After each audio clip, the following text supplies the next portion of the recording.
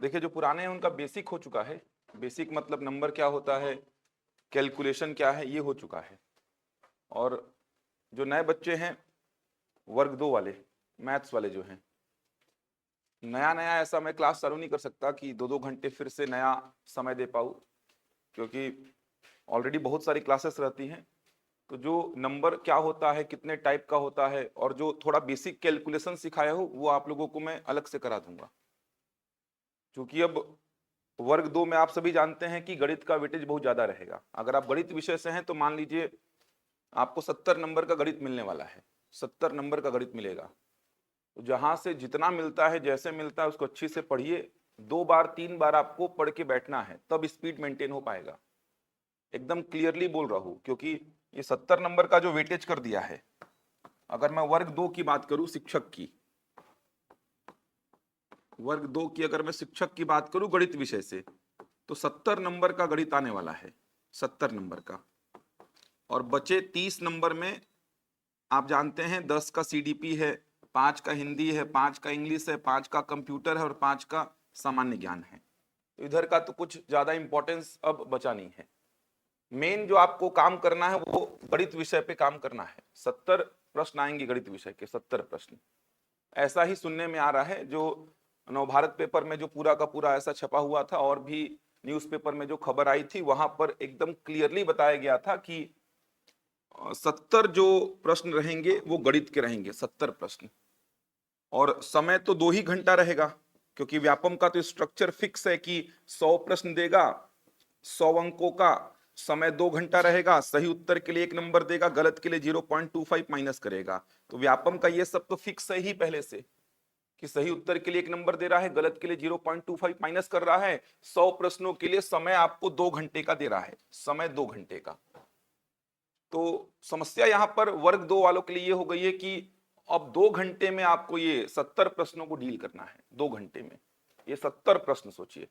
ये 30 तो चलिए ठीक है, ये अब हिंदी अंग्रेजी का तो वेटेज ही बहुत कम हो गया। इससे पहले जो स्ट्रक्चर था वर्ग 2 का, उसमें हिंदी और अंग्रेजी का वेटेज बहुत बड़ा था, 25-25 प्रश्नों का था।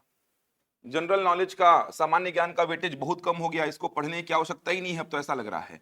बस आप एक क्विक रिवीजन टाइप का बुक को पढ़ दीजिए, क्योंकि आप अब Indian geography, Indian polity, Indian history थोड़ी पढ़ने बैठेंगे पूरा पूरा। आप खुद सोचिए, पता भी नहीं है कि भूगोल से प्रश्न आएगा कि नहीं आएगा, ये भी तो समस्या है यहाँ पर।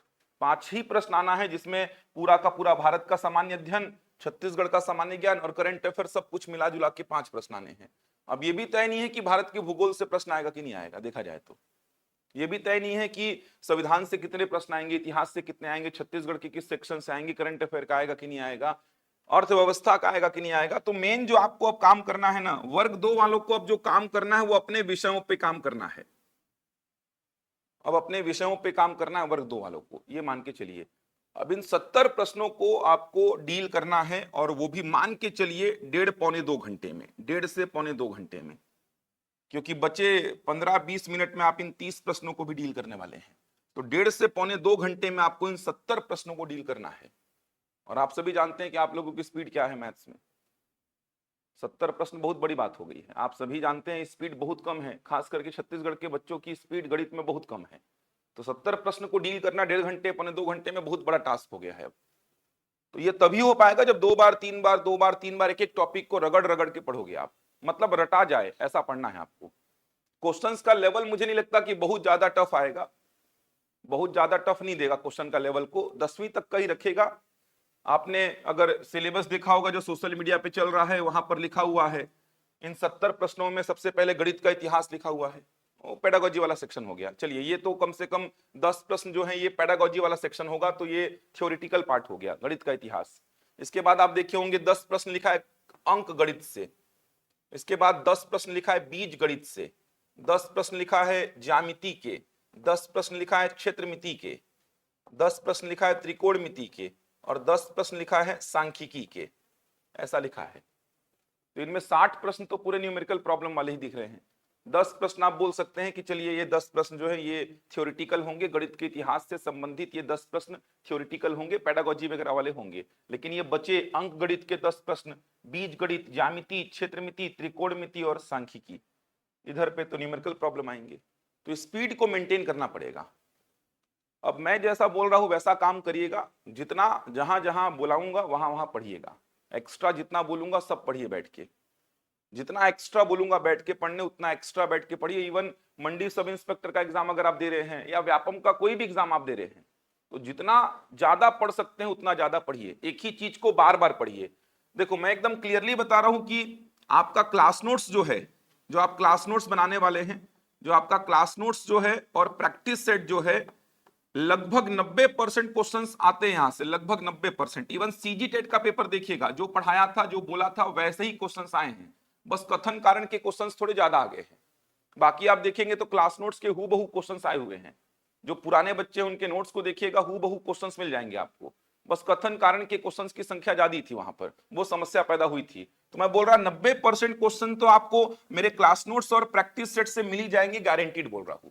अभी प्री का पेपर उठा के देख लीजिए, सी सेट का हर एक प्रश्न जैसा जैसा बताया था कि ये प्रश्न आता है, ये प्रश्न आता है, वैसे ही प्रश्न आया हुआ है। तो क्लास नोट्स और प्रैक्टिस सेट से 90% क्वेश्चन बोल रहा हूं मैं, 90%। चाहे आप मंडी सब इंस्पेक्टर दीजिए, चाहे आप शिक्षक भर्ती दीजिए, कोई भी एग्जाम दीजिए, 90% क्वेश्चन आपको मिलेंगे मेरे क्लास नोट्स और प्रैक्टिस सेट से, मिनिमम बोल रहा 90% मिल जाएंगे। तो बार बार क्लास नोट्स और प्रैक्टिस सेट को ही लगाइए, कैसे पढ़ना है वो बता रहा हूं, तभी हो पाएगा इस बार। 90% क्वेश्चन में बोल रहा यहां से आएंगे तो बार बार इन्हीं को लगाइए, बार बार इन्हीं को लगाइए, मतलब इतना लगा दीजिए मेरे क्लास नोट्स को और प्रैक्टिस सेट को कि याद हो जाइए। मतलब इसमें जितने भी क्वेश्चंस हैं, जैसे मान लीजिए मैं चालू करूंगा औसत, मान लीजिए एवरेज चालू करूंगा मैं, तो औसत के बहुत सारे प्रश्न आपके क्लास नोट्स में होंगे, बहुत सारे प्रश्न आपके प्रैक्टिस सेट में होंगे, भरपूर प्रश्न होंगे, भरपूर प्रश्न मिलेंगे, क्लास नोट्स में भरपूर प्रश्न मिलेंगे, प्रैक्टिस सेट में भरपूर प्रश्न मिलेंगे। तो औसत के भरपूर प्रश्न आपको मिलेंगे क्लास नोट्स में भी और प्रैक्टिस सेट में भी। उन्हीं प्रश्नों को बार बार लगाइए, बार बार लगाइए उन्हीं प्रश्नों को। समझ आ रहा है? जब तक वो प्रश्न आपको याद ना हो जाए ना, तब तक उन प्रश्नों को लगाइए, क्योंकि हूबहू क्वेश्चंस आएंगे, डेटा बस चेंज रहेगा। तो वहां पर जब एग्जाम आप देंगे ना, तो उन प्रश्नों में आपको दिमाग नहीं लगाना है, क्योंकि वो प्रश्न आपके प्रैक्टिस किए हुए हैं, याद हैं, तो वो प्रश्न आपको तुरंत डील होने चाहिए। उन प्रश्नों में ऐसा नहीं कि समय लग रहा है, सोचने बैठे हैं, औसत का कोई प्रश्न आया तो सोचने बैठ गए, ये सब वहां पर नहीं करना है आपको। इसीलिए क्लास नोट्स और प्रैक्टिस सेट को एकदम रट डालिए, मैं बोल रहा हूं। बार बार लगाने से याद हो जाएगा। जैसे मान लो कोई प्रश्न आ रहा है, आप एग्जाम में इस प्रश्न को देखें तो सोचना नहीं है कि औसत का प्रश्न है, औसत का क्या कंसेप्ट लगेगा, प्रतिशत का प्रश्न है, प्रतिशत का क्या कंसेप्ट लगेगा। ये प्रश्न जैसे ही आपने देखा एग्जाम में, याद है ये तो ऐसे बनता है, और उसको तुरंत बनाइए वहीं पे। स्टेप्स याद होने चाहिए आपको, तब बनेगा 2 घंटे में, ध्यान रखिएगा, वरना 2 घंटे में संभव ही नहीं है पेपर बन पाना। तो जैसे ही कोई प्रश्न आता है, मैं बोल रहा 90% क्वेश्चन तो आपको यही सब मिलने वाले हैं, भरपूर प्रश्न मिलेंगे नोट्स में ही। जैसे आपको औसत पढ़ाऊंगा तो नोट्स में ही 30-35 क्वेश्चन मिल जाएंगे, प्रैक्टिस सेट में 30-35 क्वेश्चन मिल जाएंगे। किसी भी चैप्टर में 60 से 70 प्रश्न बहुत हैं, 60 से 70 प्रश्न मोर देन सफिशियंट हैं किसी भी चैप्टर में। तो इन 60 से 70 प्रश्नों में ऐसी पकड़ बना लीजिए, याद कर लीजिए, मतलब रटा जाइए, इसमें कहीं पे कोई दिक्कत आई ही नहीं, ये एकदम रटा जाए। इसमें इससे संबंधित कोई भी प्रश्न आया तो वहां पे सोचना नहीं है, आपको याद होना चाहिए कि ये प्रश्न ऐसे बनता है, और तुरंत बना के नक्की करिए उसको। 10% 15% प्रश्न जो अलग आते हैं, 10% 15% जो आपने क्लास नोट्स में नहीं देखे हैं, प्रैक्टिस सेट में नहीं देखे हैं, लेकिन आपने औसत पढ़ा है तो उसका कंसेप्ट पता है, तो प्रश्न बनेगा, लेकिन थोड़ा सोचना पड़ेगा। तो इन 10 से 15% प्रश्नों में आपको थोड़ा समय देना है, जो थोड़े नए प्रश्न रहेंगे। बाकी रटे हुए होने चाहिए प्रश्न आपके। ये टेक्निक लेके चलोगे तभी पेपर बनेगा, बार बार बोल रहा हूं, वरना अब आप 2 घंटे में पूरे पेपर को डील नहीं कर पाएंगे।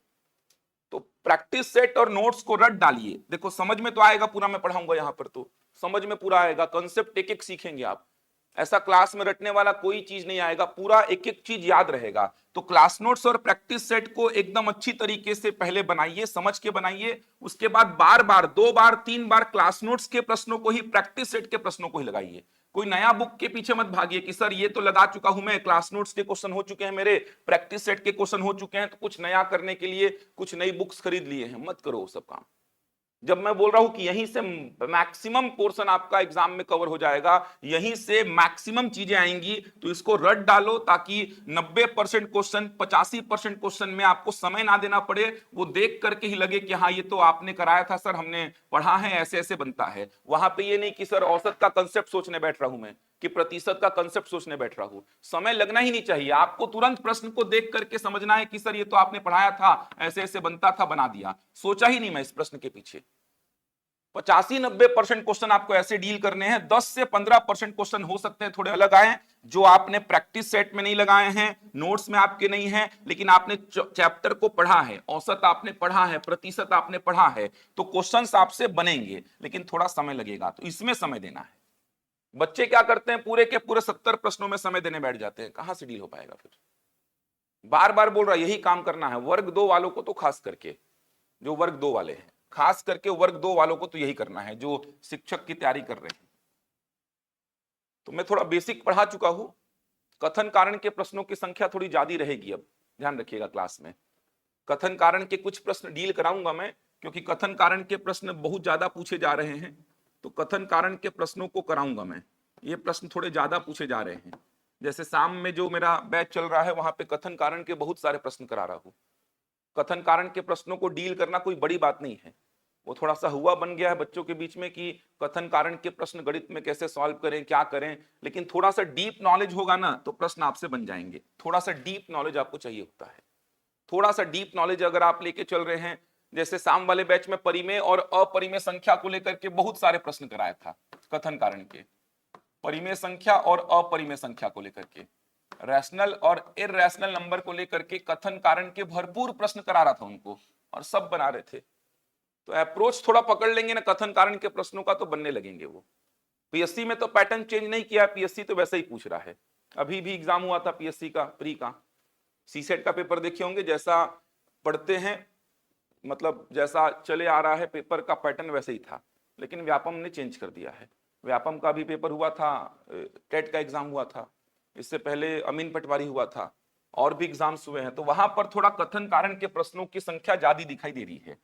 और गणित में समस्या ये है कथन कारण के प्रश्नों में कि ये प्रश्न जो हैं गणित में कहीं पे मिलते ही नहीं है। कोई भी बुक उठा लीजिए, आपको कथन कारण के प्रश्न नहीं मिलते हैं, तो ये पढ़ाना ही अपने आप में थोड़ा चैलेंजिंग हो गया है, और गणित के कथन कारण के प्रश्नों को बनाना भी, बताना भी चैलेंजिंग काम है।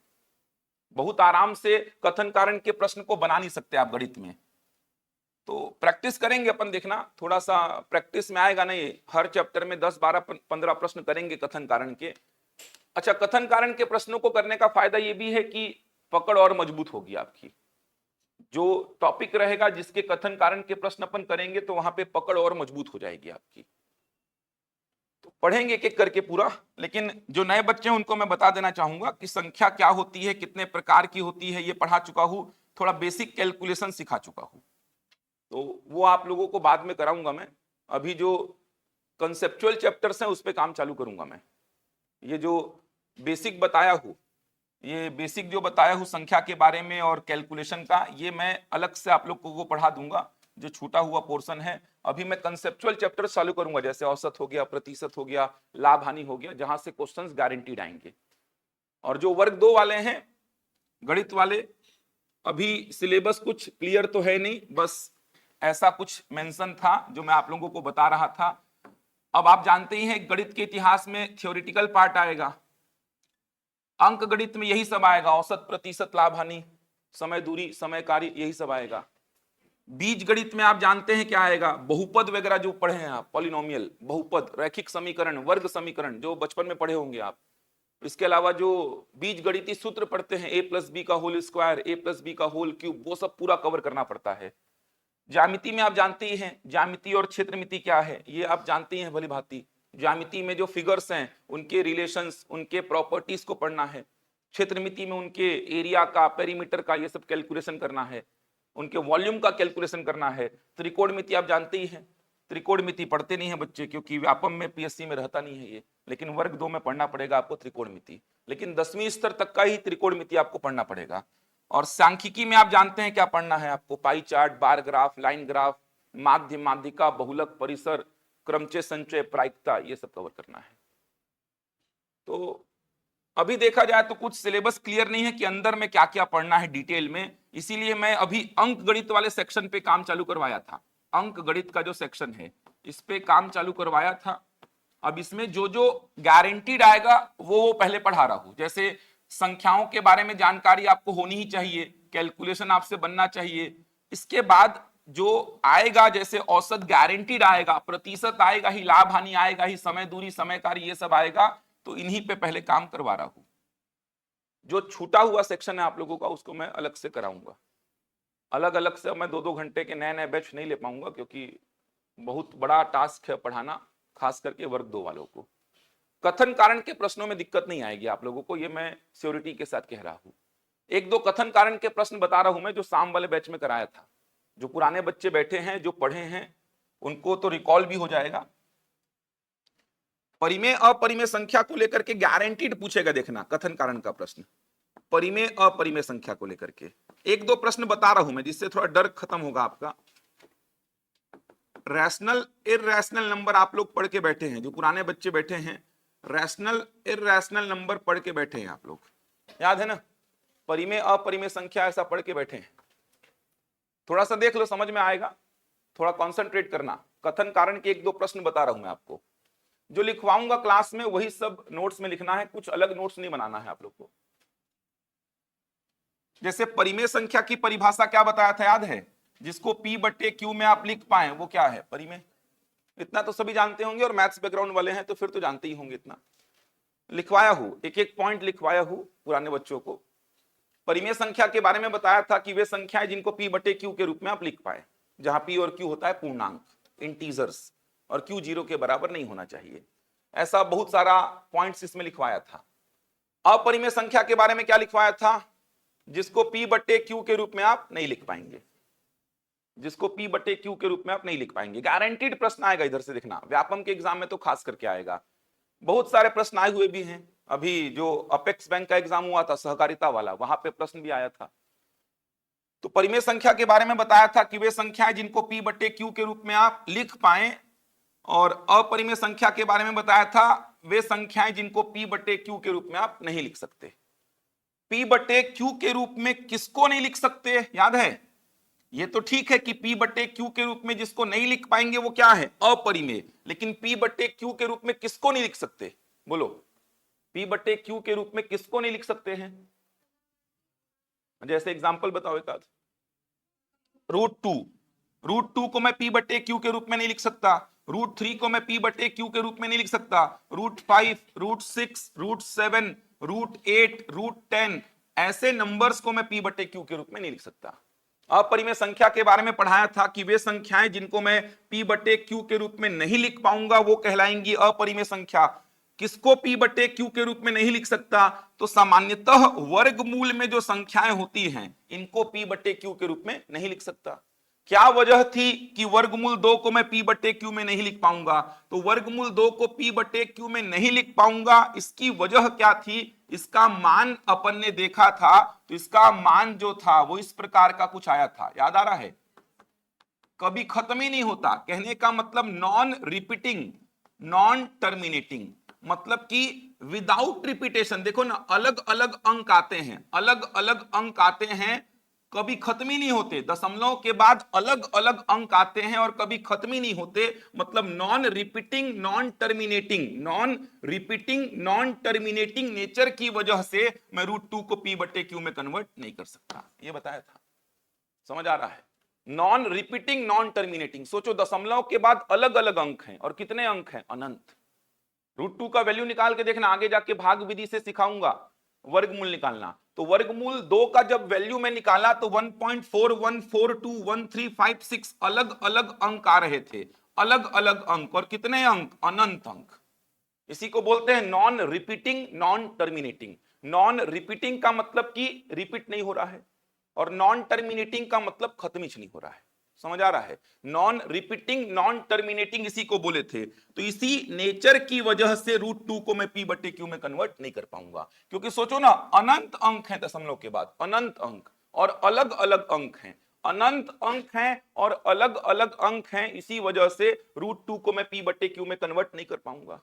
सेम ऐसा ही नेचर ये सब दर्शाएंगे, सेम ऐसा ही नेचर। ये सारे नंबर्स जो आप देख पा रहे हैं, ये सारे नंबर्स सेम ऐसा ही नेचर दर्शाएंगे। इसी वजह से √2 को मैं क्या बोल रहा हूं, अपरिमेय। सेम ऐसा ही नेचर एक और दर्शाता है, कौन, पाई। 3.14159 याद है, इसका एग्जैक्ट वैल्यू, पाई का एग्जैक्ट वैल्यू ये है 22/7। तो पाई का अप्रोक्सीमेट वैल्यू है, 22/7 तो अलग चीज है, वो तो पाई का वैल्यू होता ही नहीं है।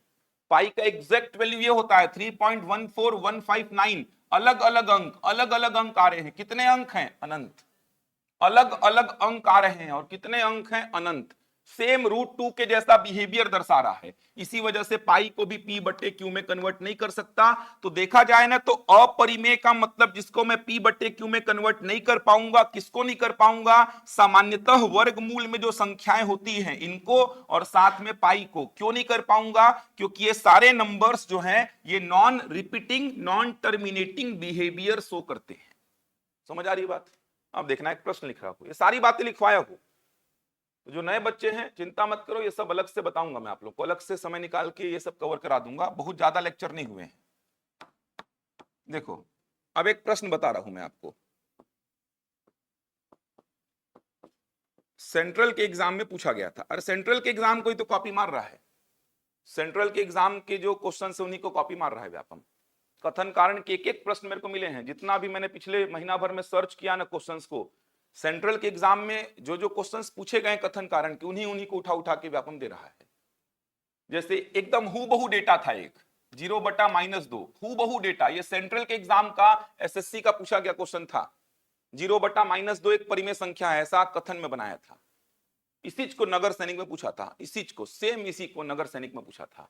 एकदम हूबहू डेटा भी, सेम डेटा। वही मुझे लग रहा था कि व्यापम वाले क्वेश्चंस निकाल कहां से रहे हैं, क्योंकि इनका खुद का तो क्षमता नहीं है कि क्वेश्चंस बनाए ये लोग। खुद का इनका क्षमता नहीं है कि ऐसे क्वेश्चंस ये लोग खुद बना पाएंगे और उसका उत्तर भी निकाल पाएंगे। और बुक में ऐसे क्वेश्चन अवेलेबल है नहीं, तो मेरे को समझ से थोड़ा परे था कि व्यापम निकाल कहां से रहा है क्वेश्चंस को। तो सेंट्रल के क्वेश्चंस ही हैं पूरे, गिने चुने क्वेश्चंस मिलते हैं। आप यूट्यूब में सर्च मारना या गूगल में सर्च मारना कि कथन कारण के प्रश्न मिल जाए, आपको गिने चुने प्रश्न मिलेंगे। और उन गिने चुने प्रश्नों को ही पूछा है व्यापम, दिखाऊंगा आपको, देखना ना सर्च करके, हूबहू क्वेश्चंस पूछे गए हैं।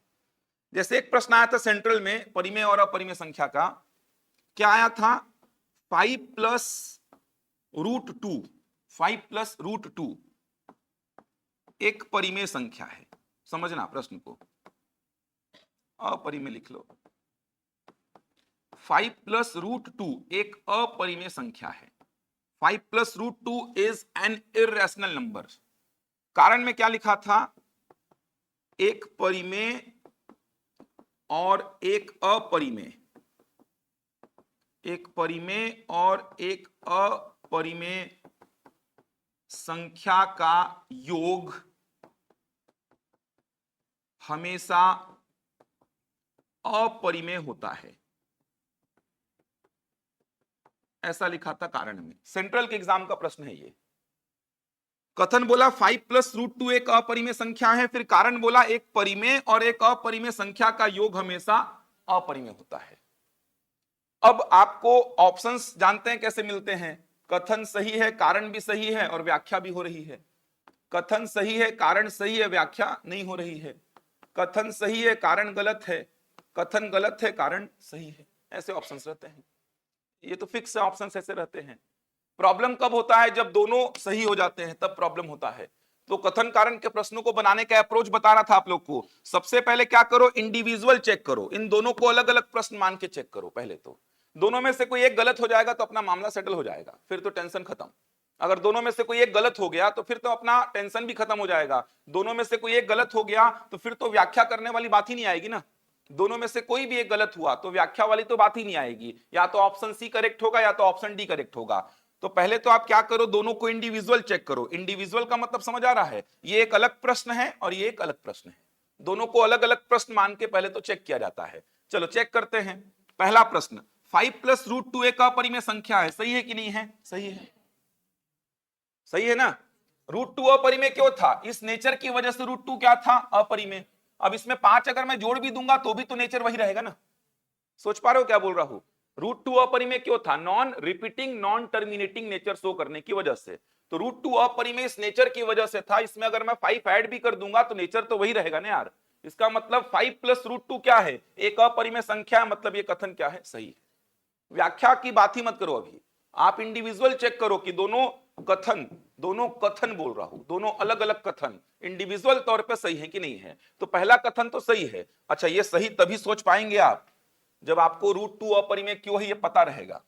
√2 अपरिमेय क्यों है, non repeating non terminating nature show करने की वजह से। तो ये कथन क्या है, सही है। अब इस कारण को इंडिविजुअल चेक करो, एक परिमेय और एक अपरिमेय संख्या का योग हमेशा अपरिमेय होता है। पूरा ऐसा लिखवाया हूं मैं कॉम्बिनेशन बना बना के, एक परिमेय और एक अपरिमेय संख्या का योग हमेशा अपरिमेय होता है क्या, परिमेय के साथ अपरिमेय का एंट्री हुआ तो रिजल्ट हमेशा क्या हो जाएगा, अपरिमेय। ये बताया हो, परिमेय के साथ अपरिमेय का एंट्री हुआ, अपरिमेय अपरिमेय क्यों है, इस नेचर की वजह से। अब इसमें कुछ भी जोड़ोगे तो नेचर तो वही रहेगा ना यार। एकदम सिंपल सा लॉजिक है, एकदम सिंपल सा कॉमन सेंस है। √2 अपरिमेय क्यों है, इस नेचर की वजह से। √2 अपरिमेय इस नेचर की वजह से है। अब इसमें 5 जोड़ दो, 6 जोड़ दो, 4 जोड़ दो, 2 जोड़ दो, नेचर तो यही रहेगा। इसका मतलब एक परिमेय और एक अपरिमेय संख्या को आप जोड़ेंगे तो हमेशा क्या मिलेगा आपको, अपरिमेय मिलेगा। एक परिमेय और एक अपरिमेय संख्या को जोड़ेंगे तो हमेशा क्या मिलेगा आपको, अपरिमेय मिलेगा। इसका मतलब ये कारण भी अपने आप में क्या है, सही है। अब मामला फंस जाता है, अब मामला फंस गया क्योंकि अब व्याख्या कर रहा है कि नहीं ये देखना पड़ेगा। ये दो ऑप्शन तो खत्म हो गए, उत्तर या तो ए होगा या तो बी होगा। समस्या तो तभी आती है जब दोनों सही हो जाते हैं। तो दोनों सही हो गए, अब समस्या आ रही है। समस्या ये है कि व्याख्या करेगा कि नहीं करेगा। अब जीएस वाले टीचर जो है वो ये पढ़ाते हैं कि ऐसा क्योंकि जोड़ लो, कथन के बाद ऐसा क्योंकि जोड़ लो और देखो पढ़ करके, अगर ये क्योंकि सही सही फिट हो रहा है इसका मतलब व्याख्या कर रहा है।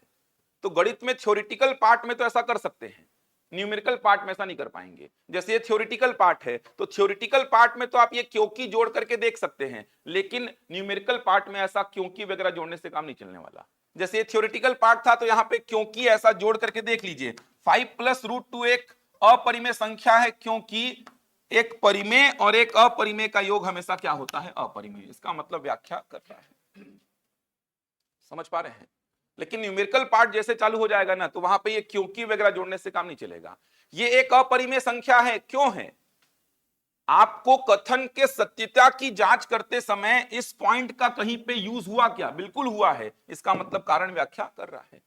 कथन के सत्यता की जांच करते समय, कथन के सत्यता की, देखो व्याख्या वाली बात तभी होगी जब दोनों सही होंगे इंडिविजुअल तौर पर।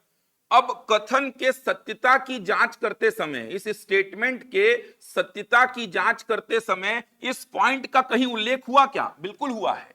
इसको आपने अपरिमेय क्यों बोला, क्योंकि आपने बोला सर एक परिमेय और एक अपरिमेय का सम हमेशा क्या होता है, अपरिमेय। मतलब इसके सत्यता की जांच करते समय आपने इस पॉइंट का उल्लेख किया है अपने मन में, इसका मतलब व्याख्या कर रहा है। कथन के सत्यता की जांच करते समय अगर आपने इस पॉइंट का कहीं कोई उल्लेख ही नहीं किया, ये अपना अलग है, ये अपना अलग है, तब व्याख्या वाली बात नहीं आती है। तो कथन के सत्यता की जांच करते समय आपने कारण का उल्लेख किया है अपने मन में। आपने इसको अपरिमेय क्यों बोला, बताओ ना, आपने इसको अपरिमेय क्यों बोला, आपने इसको अपरिमेय इसीलिए बोला अपने मन में। जब आप इसको चेक कर रहे थे तो आपने इसको अपरिमेय अपने मन में इसीलिए बोला क्योंकि एक परिमेय और एक अपरिमेय का योग हमेशा क्या होता है, अपरिमेय। इसका मतलब इसके सत्यता की जांच में आपने इसका यूज किया है, इसीलिए व्याख्या कर रहा है। तो प्रश्नों में दम नहीं होता, करेंगे क्वेश्चंस, ऐसे भरपूर प्रश्न मिल जाएंगे आपको क्लास में। प्रैक्टिस सेट में बहुत सारे क्वेश्चंस मिलेंगे। थोड़ा सा नए पैटर्न में पढ़ाऊंगा, 10-12 प्रश्न हर चैप्टर में आपको कथन कारण के मिलेंगे। सही जोड़ी बनाने वाले, कूट वाले प्रश्न, सीक्वेंस से जमाने वाले प्रश्न, ये कुछ प्रश्न मिलेंगे आपको। क्योंकि व्यापम में क्या आएगा क्या नहीं आएगा कोई भरोसा नहीं है। मंडी सब इंस्पेक्टर का एग्जाम होगा तो बहुत कुछ क्लियर हो जाएगा कि व्यापम अपने पैटर्न को वैसा ही रख रहा है कि फिर पुराने वाले पैटर्न में आ गया है। तो मंडी सब इंस्पेक्टर का एग्जाम है अप्रैल में, 26 अप्रैल को है शायद ना। तो मंडी सब इंस्पेक्टर के एग्जाम में बहुत कुछ क्लियर हो जाएगा कि पैटर्न यही सब चल रहा है व्यापम का, या उसने पुराने पैटर्न में अपना वापसी कर ली है। तो उसके हिसाब से भी आप थोड़ा शिक्षक भर्ती को सोच सकते हैं फिलहाल। लेकिन अपन जब पढ़ेंगे तो अपन सारे प्रश्नों को डील करेंगे, कुछ खास नहीं है, वही बोल रहा। अगर आपको अपरिमेय का एग्जैक्ट डेफिनेशन पता है, क्यों √2 अपरिमेय है, क्यों √3 अपरिमेय है, अगर आपको ये सब एकदम एग्जैक्ट पता है ना तो फिर ऐसे प्रश्न बन जाते हैं। तो यही सब प्रश्न शाम को करा रहा था बैच में।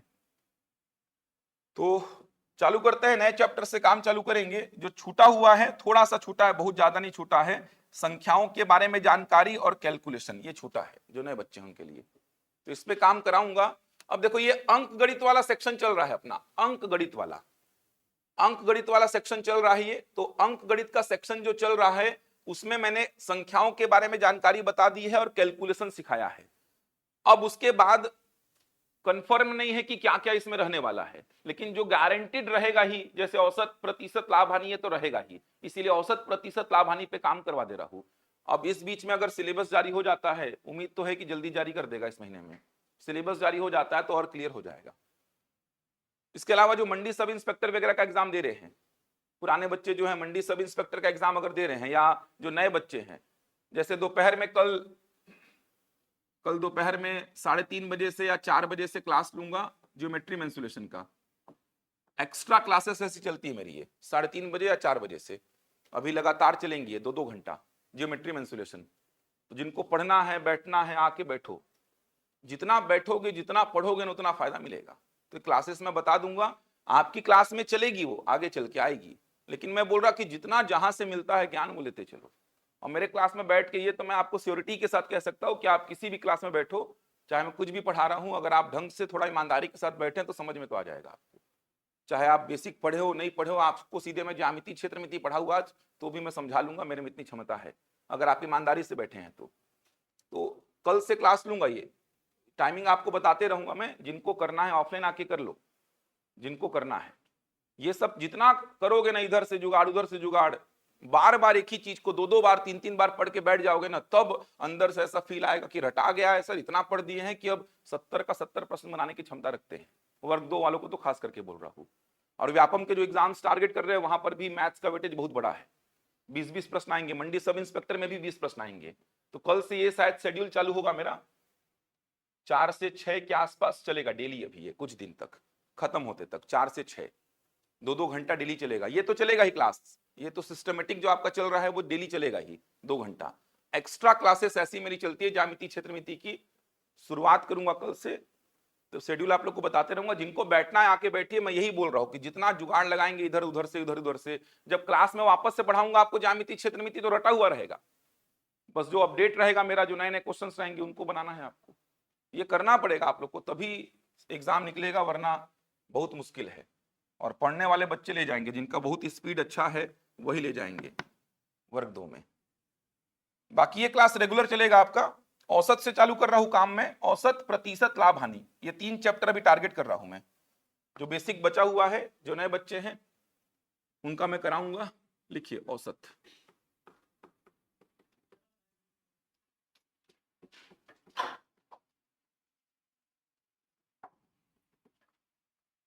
औसत लिखिए। औसत थोड़ी हुआ है आप लोग का किसी का, औसत लिखिए, एवरेज। अच्छा चैप्टर है, यहां से क्वेश्चंस बहुत सारे आते हैं। इसी में थोड़ा माध्यिका वगैरह बताऊंगा।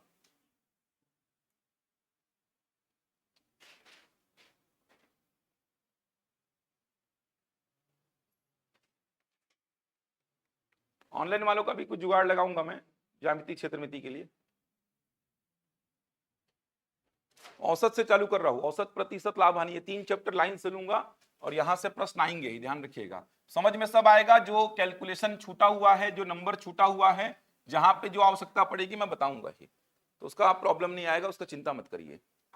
इधर से प्रश्न आएगा ही, तय है, एकदम गारंटीड प्रश्न आएगा इधर से। हर एग्जाम में प्रश्न आता है। अभी टेट दिए होंगे, अभी सीजीपीएससी का एग्जाम दिए होंगे, अमीन पटवारी दिए होंगे, सब में औसत का प्रश्न आपको दिखाई दिया होगा। चलिए समझते हैं औसत क्या होता है, औसत के प्रश्न कैसे बनेंगे। कुछ प्रश्न है आप लोगों का इससे पहले, जल्दी से बताइए मेरे को। कुछ पूछना है, कुछ मन में चल रहा है क्लासेस को लेकर के, तो बताइए जल्दी से। किसी के मन में कुछ चल रहा है तो बताइए। एग्जाम का डेट तो क्लियर हो ही गया है, उसी पे होगा। बहुत सारे लोग यूट्यूब में बोल रहे हैं कि वो संभावित है, कंफर्म नहीं है कि होगा कि नहीं। तो व्यापम संभावित डेट ही देता है हमेशा। व्यापम का कोई भी एडवर्टीजमेंट देख लीजिए, वहां पर संभावित तिथि लिखा रहता है, वहां पर ऐसा नहीं लिखा रहता कि तय है कि इसी तारीख को एग्जाम होगा। कोई भी विज्ञापन जारी होता है तो उसमें संभावित तिथि ही मेंशन होता है। तो पूरा पूरा संभावना है कि उसी तारीख को एग्जाम होगा। वो एडवर्टीजमेंट आएगा तो ही बता पाएंगे। साइंस का पद आएगा कि नहीं आएगा ये तय नहीं है अभी। साइंस का पद आएगा कि नहीं, साइंस का अगर पद आता है तो साइंस वालों को साइंस ही पढ़ना है, मैथ्स नहीं पढ़ना है। फिर वर्ग 2 में मैथ्स वालों को मैथ्स ही पढ़ना है।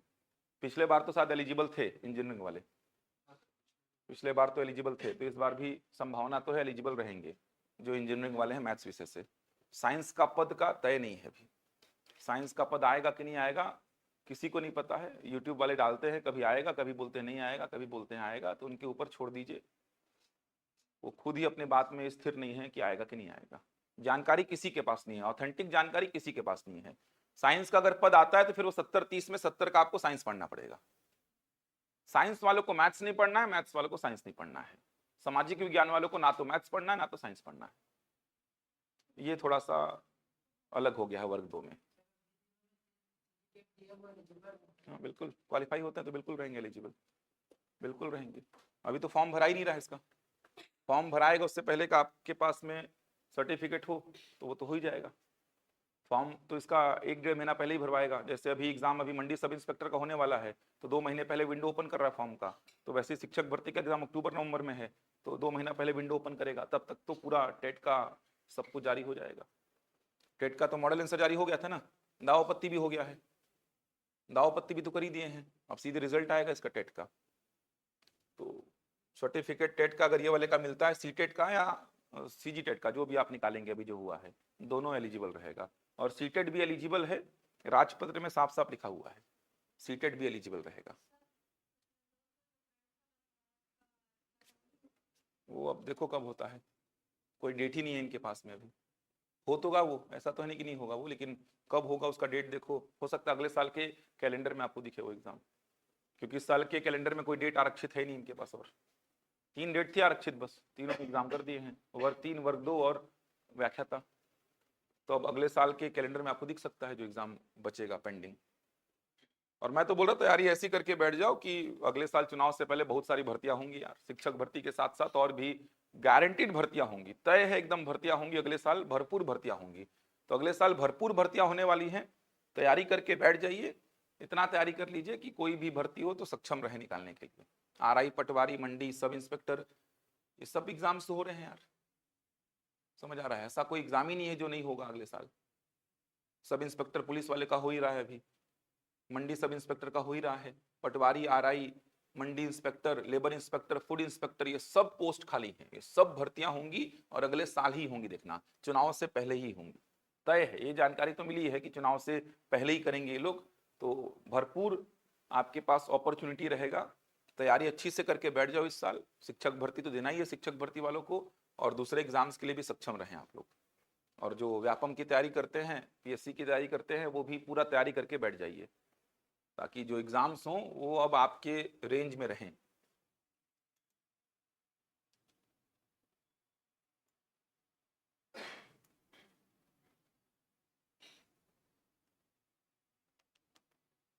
वर्ग 2 में मैथ्स का तो आ ही रहा है, मैथ्स का तो वो जो रोस्टर जारी हुआ था उसमें तो पद दिखाई दे रहे हैं, मैथ्स का तो आ ही रहा है।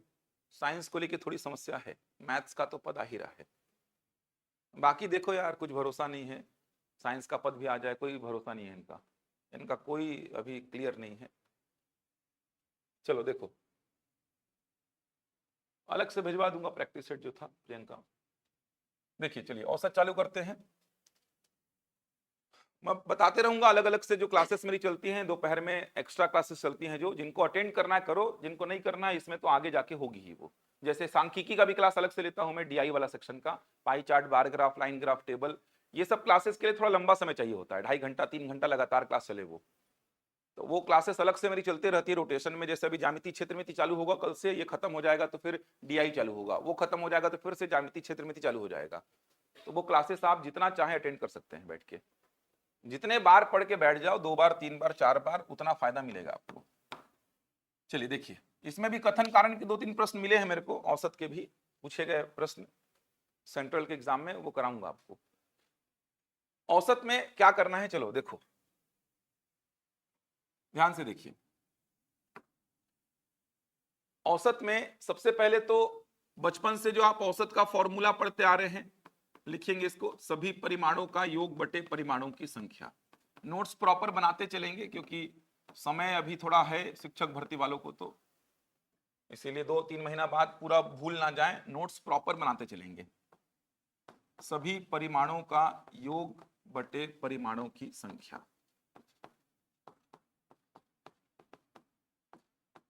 सभी परिमाणों का योग बटे परिमाणों की संख्या। Sum of all the observations divide by number of observations. Sum of all the observations divide by number of observations. मैं समझाऊंगा ज्योमेट्री मेंसुरेशन पूरा, काजल चिंता मत करो वो सब। चाहे तो आप लोग कल से अटेंड कर लीजिएगा दोपहर वाली क्लास, बाकी इसमें आगे चल के क्लास होगी ही। सभी परिमाणों का योग बटे परिमाणों की संख्या, ये औसत का फॉर्मूला बचपन से पढ़ते आ रहे हैं। इसी को कहीं कहीं पे आप सभी पदों का योग बटे पदों की संख्या दिखते हैं, कहीं कहीं पे सभी परिमाणों का योग बटे परिमाणों की संख्या दिखते हैं। Sum of all the observations divide by number of observations. जैसे मैं कुछ परिमाण आपके सामने लेता हूं, 2, 4, 6, 8, 10, इनका अगर आपको औसत निकालना है तो आप क्या लिखेंगे? सभी परिमाणों का योग। सभी परिमाणों का योग बटे परिमाणों की संख्या। 30/5 कितना हो जाएगा? 6। समझ आ रहा है? परिमाण क्या है यहाँ पे? 2, 4, 6, 8, 10। तो इनका औसत अगर मेरे को निकालना है तो इन सारे परिमाणों का मैं योग लिखा ऊपर में, नीचे परिमाणों की संख्या। तो 30/5 औसत आ गया 6। कुछ बच्चों को लग रहा होगा कि इतना करने की आवश्यकता नहीं थी सर, सीधे सीधे ऐसा भी कर सकते थे आप। किसी को लग रहा है क्या कि सर ऐसा भी तो होता है? ऐसा काहे नहीं किए? प्रथम पद और अंतिम पद को जोड़ के 2 से भाग क्यों नहीं दिए? ऐसा भी तो होता है ना। किसी को लग रहा है क्या और कैसा भी होता है सर? ऐसा काहे नहीं किए? इतना लेंदी काहे किए हो? प्रथम पद और अंतिम पद को जोड़ के 2 से भाग दे देते तो भी तो औसत मिल जाता आपको। तो इस पर अभी विचार मत करिए। कब होगा ऐसा, क्यों होगा, आगे चल के आएगा। हर जगह पे ऐसा नहीं कर सकते। कब ऐसा कर सकते हैं, क्यों ऐसा कर सकते हैं, आगे चल के इस पर विचार करेंगे अपन। पूरा डिटेल में समझाऊंगा। इसके लिए थोड़ा सा समांतर श्रेणी का बेस पता होना चाहिए आपको, तो वो सारी बातें समझाऊंगा। हर जगह पर ऐसा नहीं कर सकते, तो इस पर अभी विचार मत करिए। अच्छा, कुछ और होशियार लोग होंगे तो उनको ऐसा भी लग रहा होगा कि मैं इतना भी नहीं करता सर, मैं तो सीधे सीधे बीच वाले पद को ही उठा के औसत बोल देता 6। ये लग रहा है किसी को कि सर सीधे बीच वाले पद को ही उठा के बोल दो औसत कितना होगा? 6 होगा। तो ये भी होता है लेकिन हर जगह पे नहीं होता है। तो कब होगा, क्यों होगा, इस पर भी आगे चल के विचार करेंगे। यहां पर आपको माध्यिका का बेस पता होना चाहिए, तब बनेगा ये आपसे। और माध्यिका सांख्यिकी में आपको पढ़ना ही है पूरा। तो ऐसा भी होता है, ऐसा भी होता है, लेकिन हर जगह पे नहीं होता। प्रथम पद और अंतिम पद को जोड़ के 2 से भाग देने पर औसत मिलता है, लेकिन हर जगह पे नहीं मिलता। कब मिलेगा, क्यों मिलेगा, ये देखेंगे। सीधे सीधे बीच वाले पद को भी आप औसत बोल सकते हैं, लेकिन कब बोलेंगे, क्यों बोलेंगे, इस पर भी विचार अपन करेंगे। अभी आपके पास एक ही तरीका है, अभी फिलहाल एक ही तरीका आपके पास है। सभी परिमाणों का योग बटे परिमाणों की संख्या। 2, 4, 6, 8, 10, ये 5 परिमाण आपको दिए हैं। अभी ये सब पे विचार मत करिएगा। जिनको पता है अच्छी बात है, जिनको नहीं पता है अभी ये सब चीजों पर विचार मत करिए। हर जगह पर ऐसा नहीं होता है। अगर हर जगह पर ऐसा होता तो मैं यहां पर सीधे इस चीज को लिखवाता। तो कब होगा ऐसा, क्यों होगा ऐसा, कब होगा ऐसा, क्यों होगा ऐसा, इन सारी बातों पर विचार आगे चल के करेंगे अपन। अभी फिलहाल आपके पास एक ही तरीका है, वो है सभी परिमाणों का योग बटे परिमाणों की संख्या। ये तो औसत का फॉर्मूला हो गया।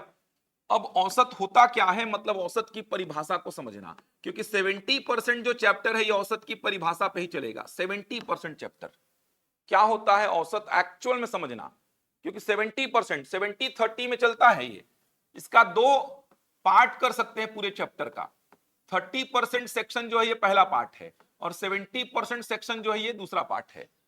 दूसरे पार्ट में पूरा पूरा परिभाषा पे काम चलता है दूसरे पार्ट में, और पहले पार्ट में काम केवल फॉर्मूले पे चलता है। केवल फॉर्मूले पे, केवल फॉर्मूले पे काम चलेगा। तो परिभाषा को ध्यान से समझना, क्योंकि दूसरा वाला पार्ट जो है मैक्सिमम जो कवरेज करता है, यहां पर केवल परिभाषा पे काम चलेगा। क्या होता है औसत, ध्यान से समझना। किसको बोलते हैं औसत, देखना। मान लो 3 लड़के हैं ए बी सी। ए के पास मान लो 5 रुपया है, बी के पास मान लो 10 रुपया है, और सी के पास मान लो 15 रुपया है। ए के पास 5 रुपया, बी के पास 10 रुपया, सी के पास 15 रुपया। औसत क्या बोलता है? सभी एक्चुअल मानों को जोड़कर, सभी एक्चुअल मानों को जोड़कर मैंने बोला ए के पास एक्चुअल में 5 रुपया है, बी के पास एक्चुअल में 10 रुपया है, सी के पास एक्चुअल में 15 रुपया है। तो सभी एक्चुअल मानों को जोड़कर, तो सभी एक्चुअल मानों को जोड़ा, तो सभी एक्चुअल मानों को जोड़कर प्रत्येक में बराबर बराबर बांट दीजिए। तो सभी एक्चुअल मानों को जोड़ा, 30 आया, 30 को तीनों में बराबर बराबर बांटेंगे तो ए को मिलेगा 10, बी को मिलेगा 10, सी को मिलेगा 10। यही बराबर वाला हिस्सा, यही बराबर वाला हिस्सा जो है इसी को बोलते हैं औसत। तो जहां भी औसत की बात आएगी ध्यान रखेंगे बराबर वाला हिस्सा, इंग्लिश में इसको बोलेंगे इक्वल डिस्ट्रीब्यूशन, इक्वल डिस्ट्रीब्यूशन। तो जहां भी औसत की बात आएगी आपको समझना है कि बराबर वाला हिस्सा ही एक्चुअल में औसत है। ए के पास एक्चुअल में 5 रुपया था, बी के पास 10 रुपया, सी के पास 15 रुपया। औसत बोलता है सभी मानों को जोड़िए, तो सभी एक्चुअल मानों को जोड़िए। एक्चुअल मानों का मतलब ए के पास एक्चुअल में जितना था, बी के पास एक्चुअल में जितना था, सी के पास एक्चुअल में जितना था, सभी एक्चुअल मानों को जोड़िए और प्रत्येक व्यक्ति में बराबर बराबर बांटिए। तो 30 रुपए को इन तीनों में बराबर बराबर बांटेंगे तो ए को मिलेगा 10, बी को मिलेगा 10, सी को मिलेगा 10। यही बराबर वाला हिस्सा क्या कहलाएगा? औसत। समझ पा रहे हैं? इस पे और चर्चा करेंगे, यहां तक नोट करिए पहले।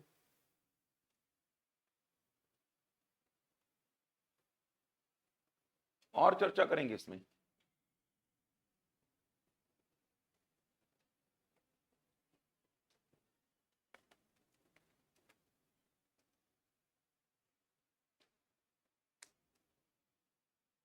तो ये औसत की परिभाषा ये पूरे चैप्टर में काम आएगी। देखना, बराबर वाला हिस्सा, सभी एक्चुअल मानों को जोड़िए, जोड़ने के बाद जो आया उसको प्रत्येक व्यक्ति में बराबर बराबर बांटिए, वो बराबर वाला हिस्सा ही है जो औसत कहलाएगा। एक्चुअल वैल्यू नहीं है ये, ध्यान रखिएगा, एक्चुअल वैल्यू नहीं है ये। एक्चुअल वैल्यू तो ये है, ए के पास एक्चुअल में 5 रुपया था, बी के पास एक्चुअल में 10 रुपया, सी के पास एक्चुअल में 15 रुपया।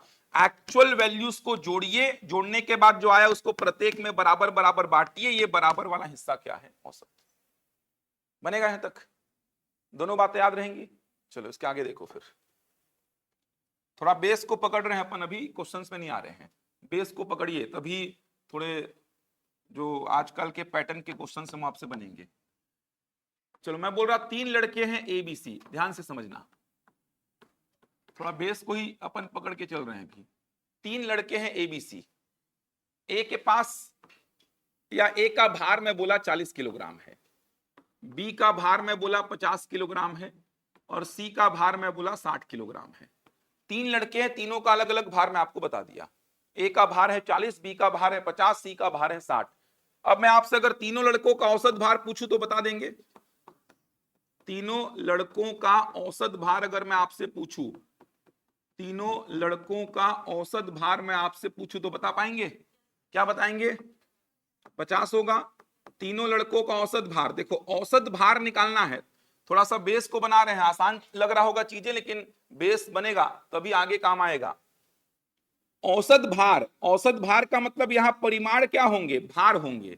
ए का भार प्लस बी का भार प्लस सी का भार बटा 3। देखो औसत क्या होता है? सभी परिमाणों का योग बटे परिमाणों की संख्या। तो औसत भार में परिमाण क्या होंगे?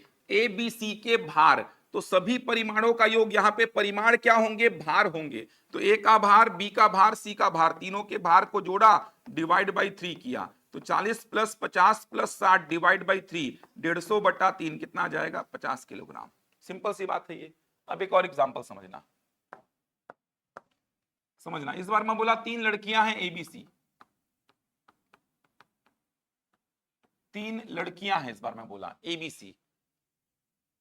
तीनों का औसत भार मैं आपको खुद से दे दिया इस बार, तीनों का औसत भार मैं आपको खुद से दे दिया 40 किलोग्राम। तीनों का औसत भार मैं खुद से आपको दिया हूं इस बार 40 किलोग्राम। यहां पे तीनों का अलग अलग इंडिविजुअल भार दिया था, यहां पर मैं तीनों का औसत भार आपको खुद से दे दिया 40 किलोग्राम। अब यहां से अपन क्या फाइंड कर पाएंगे? ध्यान से देखना, तीनों का औसत भार 40 किलोग्राम मैं आपको खुद से दिया, तो औसत भार होता क्या है? ए का भार प्लस बी का भार प्लस सी का भार डिवाइड बाई 3। औसत भार दिया कितना है? 40, तो औसत भार के प्लेस पे कितना लिखा मैं? 40। तो यहां से ए प्लस बी प्लस सी का वैल्यू आप बता सकते हैं कितना आएगा? भाग वाला बराबर के दूसरे साइड जाएगा तो गुणा में हो जाएगा, तो 40 इंटू 3, तो यहां से A plus B plus C का वैल्यू कितना आया 120 kilogram. A plus B plus C क्या बता रहा है, तीनों लड़कियों का कुल भार, तीनों लड़कियों का कुल भार। क्या आप A का अलग से भार बता पाएंगे, बी का अलग से भार बता पाएंगे, सी का अलग से भार बता पाएंगे, नहीं बता पाएंगे। समझना, यही दो पैटर्न पे पूरा चैप्टर चलता है। वापस से पूरे को रिकॉल कर रहा हूं। इधर पे तो बहुत आसान सी चीजें मैं लिखा हूं, ए का भार दिया था, बी का भार दिया था, सी का भार दिया था। मैं बोला तीनों लड़कों का औसत भार निकालो, तो आपने बोला तीनों लड़कों का औसत भार, औसत भार ए का भार प्लस बी का भार प्लस सी का भार डिवाइड बाई 3। औसत भार में परिमाण क्या होंगे, भार। औसत आयु में परिमाण क्या होंगे, आयु। औसत प्राप्तांक में परिमाण क्या होंगे, प्राप्तांक। औसत रन में परिमाण क्या होंगे, रन होंगे। तो औसत भार में परिमाण क्या होंगे, भार। तो ए का भार, बी का भार, सी का भार, तीनों के भारों का योग बटा 3, 150 बटा 3, औसत भार कितना आया 50। अब मैं यहां पर क्या बोला, 3 लड़कियां हैं, तीनों लड़कियों का औसत भार आपको दिया है प्रश्न में कितना 40। तीनों का औसत भार खुद से दिया है आपको 40, तो तीनों का औसत भार खुद से आपको प्रश्न में दिया है 40। तो आप औसत भार का फॉर्मूला लिखिए, ए का भार, बी का भार, सी का भार, तीनों के भारों का योग बटा 3। औसत भार आपको प्रश्न में दिया है 40, 40 का 3 में गुणा कर दीजिए, कितना आ गया 120। ए प्लस बी प्लस सी का वैल्यू 120 आने का मतलब तीनों का कुल भार कितना हो गया 120। ए प्लस बी प्लस सी का वैल्यू 120 है, यहां से ए का अलग से वैल्यू, बी का अलग से वैल्यू, सी का अलग से वैल्यू आप नहीं बता सकते। समझ आ रहा है, यहां तक लिखिए पहले, फिर परिभाषा में आ रहा हूं वापस से। यहां तक नोट करिए, जितना नोट करेंगे जितना लिखेंगे उतना काम आएगा आगे, वरना सब सपाट हो जाएगा 2 महीना बाद। ध्यान रखिएगा, अभी तो बहुत आसान लगेंगी चीजें, 2 महीना बाद रिवीजन करने को कुछ नहीं रहेगा। और मैं बोल रहा कि नोट्स और प्रैक्टिस सेट को रटना है आपको, लिखेंगे ही नहीं तो रटेंगे क्या फिर। जैसा बोल रहा वैसा चलेंगे तो समझ में आएंगी चीजें आपको एग्जाम में। अभी बोरिंग लग सकता है आपको कि क्या लिखना, लेकिन वही निकाल रहे हैं एग्जाम को जो थोड़े सिंसियर होके चल रहे हैं। ये फील्ड ही ऐसी है जहाँ पे आपको डाउन टू अर्थ होके चलना पड़ेगा।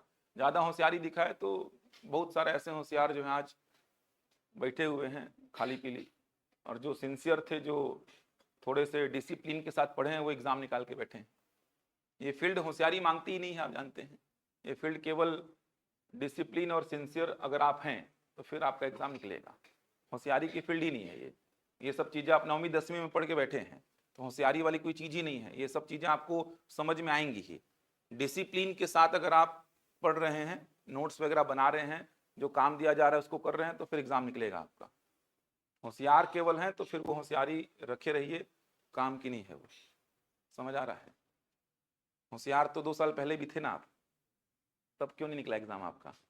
ऐसा तो है नहीं कि अचानक से होशियार हुए हैं, होशियार तो आप बचपन से ही हैं, फिर भी आपको इस फील्ड में 2-4 साल 5 साल समय लग गया है। तो होशियार थे तो फिर एग्ज़ाम आपका पहले ही निकल जाना चाहिए था। सिंसियर रहना पड़ेगा आपको, इस चीज़ को समझो। बहुत सारे होशियार आप लोगों के सामने खड़े रहेंगे यहाँ आके, देखना भी उड़ान में तो खास करके ऐसे ऐसे होशियार आपको दिखेंगे जो आज आप लोगों को पढ़ा रहे हैं। अपने होशियारी के चक्कर में ही पढ़ा रहे हैं, वो अपने होशियारी के चक्कर में ही पढ़ा रहे हैं। होशियार बहुत ज़्यादा थे, लेकिन होशियारी केवल काम नहीं आएगी, घमंड काम नहीं आएगा, एटीट्यूड काम नहीं आएगा। आज उनको समझ में आ रहा है। होशियार तो बहुत थे, इसीलिए बहुत आगे तक गए, कुछ एग्जाम्स भी निकाले, लेकिन जो चाहिए था उसमें थोड़ा सा कमी कहीं ना कहीं रह गया। थोड़ा और सिंसियर होते अपने पढ़ाई के प्रति, थोड़ा डाउन टू अर्थ होके चलते, तो क्या पता एग्जाम भी जो चाहते थे वो निकला होता। इसीलिए बोल रहा हूँ, जो हमारा अनुभव है वो बता रहे हैं आप लोग को। हो गया यहाँ तक। अब देखो, इतना लेंदी करने की आवश्यकता नहीं है इसको। अब देखना, इतना लेंदी करने की आवश्यकता नहीं है। 3 लड़कियों का औसत भार कितना है 40।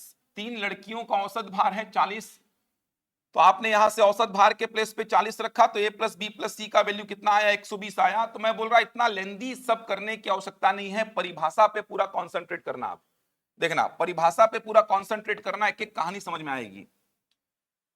ये जो टोटल निकाला हूं ना मैं, ध्यान से देखना इसको, ये जो टोटल मैं निकाला हूं 30, इस टोटल को निकालने का 2 तरीका है मेरे पास। ध्यान से इस बात को समझना, इस टोटल को निकालने का 2 तरीका है। ये टोटल जो मैं 30 निकाल के बैठा हूं, इस टोटल को निकालने का मेरे पास 2 तरीका है। पहला तरीका तो यह है कि आप इंडिविजुअल मुझे बता दो कि ए के पास कितना रुपया, बी के पास कितना, सी के पास कितना। एक्चुअल में इंडिविजुअल वैल्यू मुझे बता दो कि किसके पास कितना कितना रुपया है, मैं टोटल निकाल के बता दूंगा आपको 30। समझ आ रहा है? लेकिन सेकंड वैरायटी का प्रश्न जब आएगा ना, तो ये इंडिविजुअल वैल्यूज आपको बताएगा ही नहीं, ये इंडिविजुअल वैल्यूज आपको नहीं बताएगा। सेकंड वैरायटी के प्रश्न में ये अलग अलग इंडिविजुअल वैल्यूज आपको नहीं बताएगा। आपको क्या बताएगा? तीनों का औसत बताएगा। तीनों का औसत क्या बोलेगा? 3 लड़कों के पास औसतन 10 रुपया है, औसत बताएगा सेकंड वैरायटी के प्रश्नों में। आपको इंडिविजुअल वैल्यू नहीं बताएगा, किसके पास एक्चुअल में कितना कितना रुपया, किसका भार एक्चुअल में कितना कितना। आपको क्या बताएगा? औसत। औसत बताने का मतलब आपको क्या बता दिया? बराबर वाला हिस्सा। अगर मैं बोला 3 लड़कों के पास औसतन 10 रुपया है, औसत बताने का मतलब मैं आपको ये बराबर वाला हिस्सा बता दिया। मैंने क्या बोला अभी? औसत का मतलब बराबर वाला हिस्सा। तो औसत बताने का मतलब मैंने आपको बराबर वाला हिस्सा बता दिया। अब आप खुद सोचो, अलग अलग इंडिविजुअल वैल्यू नहीं बताया मुझे, अलग अलग इंडिविजुअल वैल्यू मुझे नहीं बताया, मुझे केवल क्या बता रहा है? औसत। मुझे क्या बोलेगा? 3 लड़कों के पास औसतन 10 रुपया है, औसतन 10 रुपया। औसत मतलब वो बराबर वाला हिस्सा मुझे बता दिया 10 10 10। तो टोटल मैं बता दूंगा कितने लड़के हैं? 3। तो 10 को 3 बार जोड़ने का मतलब 10 को 3 से गुणा करके 30। समझ आ रहा है? लेकिन एक्चुअल में ए के पास कितना रुपया था मुझे नहीं पता, बी के पास कितना था मुझे नहीं पता, सी के पास कितना था मुझे नहीं पता। आप खुद देखो, अगर मैं आपको केवल ये 10 10 10 दिखाऊं, अगर मैं आपको केवल ये 10 10 10 दिखाऊं, तो आप केवल और केवल मुझे क्या बता पाओगे? 30। समझ आ रहा है? अगर मैं आपको ये 10 10 10 दिखाऊं, तो आप मुझे क्या बता पाओगे? 30। अलग अलग वैल्यूज बता पाओगे क्या? नहीं बता पाओगे। आपको औसत अगर दिया है तो आप सीधे क्या बताएंगे? टोटल। लेकिन एक्चुअल में ए के पास कितना रुपया मुझे नहीं पता, बी के पास कितना रुपया मुझे नहीं पता, सी के पास कितना रुपया मुझे नहीं पता। औसत अगर प्रश्न में देगा तो सबसे पहला काम क्या होगा? अपना टोटल निकालने का।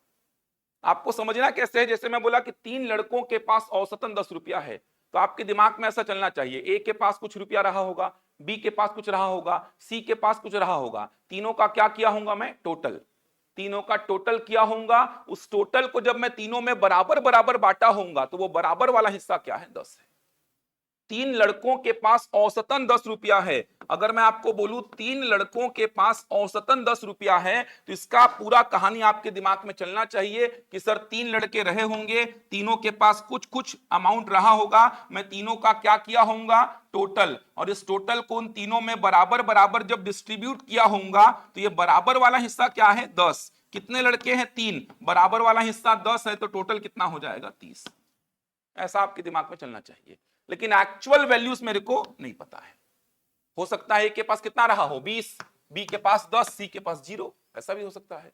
हो सकता है ए के पास 30, बी के पास 0, सी के पास 0। हो सकता है ए के पास 15, बी के पास 10, सी के पास कितना? 5। हो सकता है ए के पास 28, बी के पास 1, सी के पास 1। कुछ भी हो सकता है। तीनों का औसत अगर 10 है, तो तीनों का टोटल कितना होगा? 30।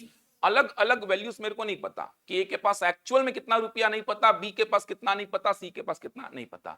मेरे को अगर औसत बता रहा है, तो मैं केवल और केवल आपको क्या बता पाऊंगा? टोटल। वही चीज यहां पे करनी थी आपको। मैं बोला 3 लड़कियों का औसत भार 40 किलोग्राम है, तो आपके दिमाग में चलना चाहिए कि सर 3 लड़कियां हैं, तीनों का अलग अलग कुछ कुछ भार रहा होगा, मेरे को नहीं पता। मैं तीनों के भारों का टोटल किया होगा। इस टोटल को जब तीनों में बराबर बराबर डिस्ट्रीब्यूट किया होगा, तो वो बराबर वाला हिस्सा कितना है? 40। कितनी लड़कियां हैं? 3। तो टोटल कितना हो जाएगा? 120। ये समझना है। लेकिन एक्चुअल में किस लड़की का भार कितना है मेरे को नहीं पता, बस मेरे को ये पता है कि तीनों का कुल मिला के भार कितना है? 120। इतना सब काम करने की आवश्यकता आपको नहीं है। समझ आ रहा है? दिमाग में पूरा ऐसा चलाओगे तब बनेंगे क्वेश्चंस। क्योंकि आजकल तो व्यापम में ऐसे क्वेश्चंस भी आ रहे हैं कि स्टेप बाय स्टेप जमाओ, 4-5 स्टेप दे देगा, पहले क्या करते बाद में क्या करते। तो ये सब प्रश्न तभी कर पाएंगे जब बेस बहुत मजबूत होगा आपका। वो सब प्रश्नों में समस्या नहीं आएगी, अगर बेस मजबूत रखेंगे तब बनेगा। यहां तक समझ आ रहा है? तो जैसे ही मैंने बोला 3 लड़कियों का औसत भार 40 है, तो आपके दिमाग में चलना चाहिए 3 लड़कियां हैं, तीनों का कुछ कुछ भार है, मैं तीनों का क्या किया? टोटल। उस टोटल को तीनों में बराबर बराबर बांटा, तो वो बराबर वाला हिस्सा क्या है? 40। कितनी लड़कियां हैं? 3। तो टोटल कितना हो जाएगा? 120। बन जाएगा। देखो इसमें और कुछ एग्जांपल्स बता रहा हूं मैं आपको, फिर क्वेश्चन चालू करेंगे। जैसे मैं बोलता हूं 10 लड़कों का औसत भार 50 किलोग्राम है, 10 लड़कों का औसत भार, एवरेज वेट ऑफ 10 बॉयज, 10 लड़कों का औसत भार 50 किलोग्राम है। अब 10 लड़कों का औसत भार अगर 50 किलोग्राम है तो कुल भार कितना होगा 10 लड़कों का? 500। सोच पा रहे हैं? दिमाग में ऐसा चलना चाहिए, सर 10 लड़के रहे होंगे, दिमाग में पूरा ऐसा चलना चाहिए कि सर 10 लड़के रहे होंगे इस प्रकार से। ये देखिए, इन 10 लड़कों का कुछ कुछ भार रहा होगा, मेरे को नहीं पता। इन 10 का क्या किया होगा मैं? टोटल। और इस टोटल को जब उन 10 लड़कों में बराबर बराबर डिस्ट्रीब्यूट किया होगा तो वो बराबर वाला हिस्सा क्या है? 50। औसत 50 मतलब वो बराबर वाला हिस्सा 50। कितने लड़के हैं? 10। तो टोटल कितना हो गया? 500। लेकिन एक्चुअल में किस लड़के का भार कितना मेरे को नहीं पता, बस मेरे को ये पता है कि उन 10 लड़कों का कुल मिला के भार कितना है? 500।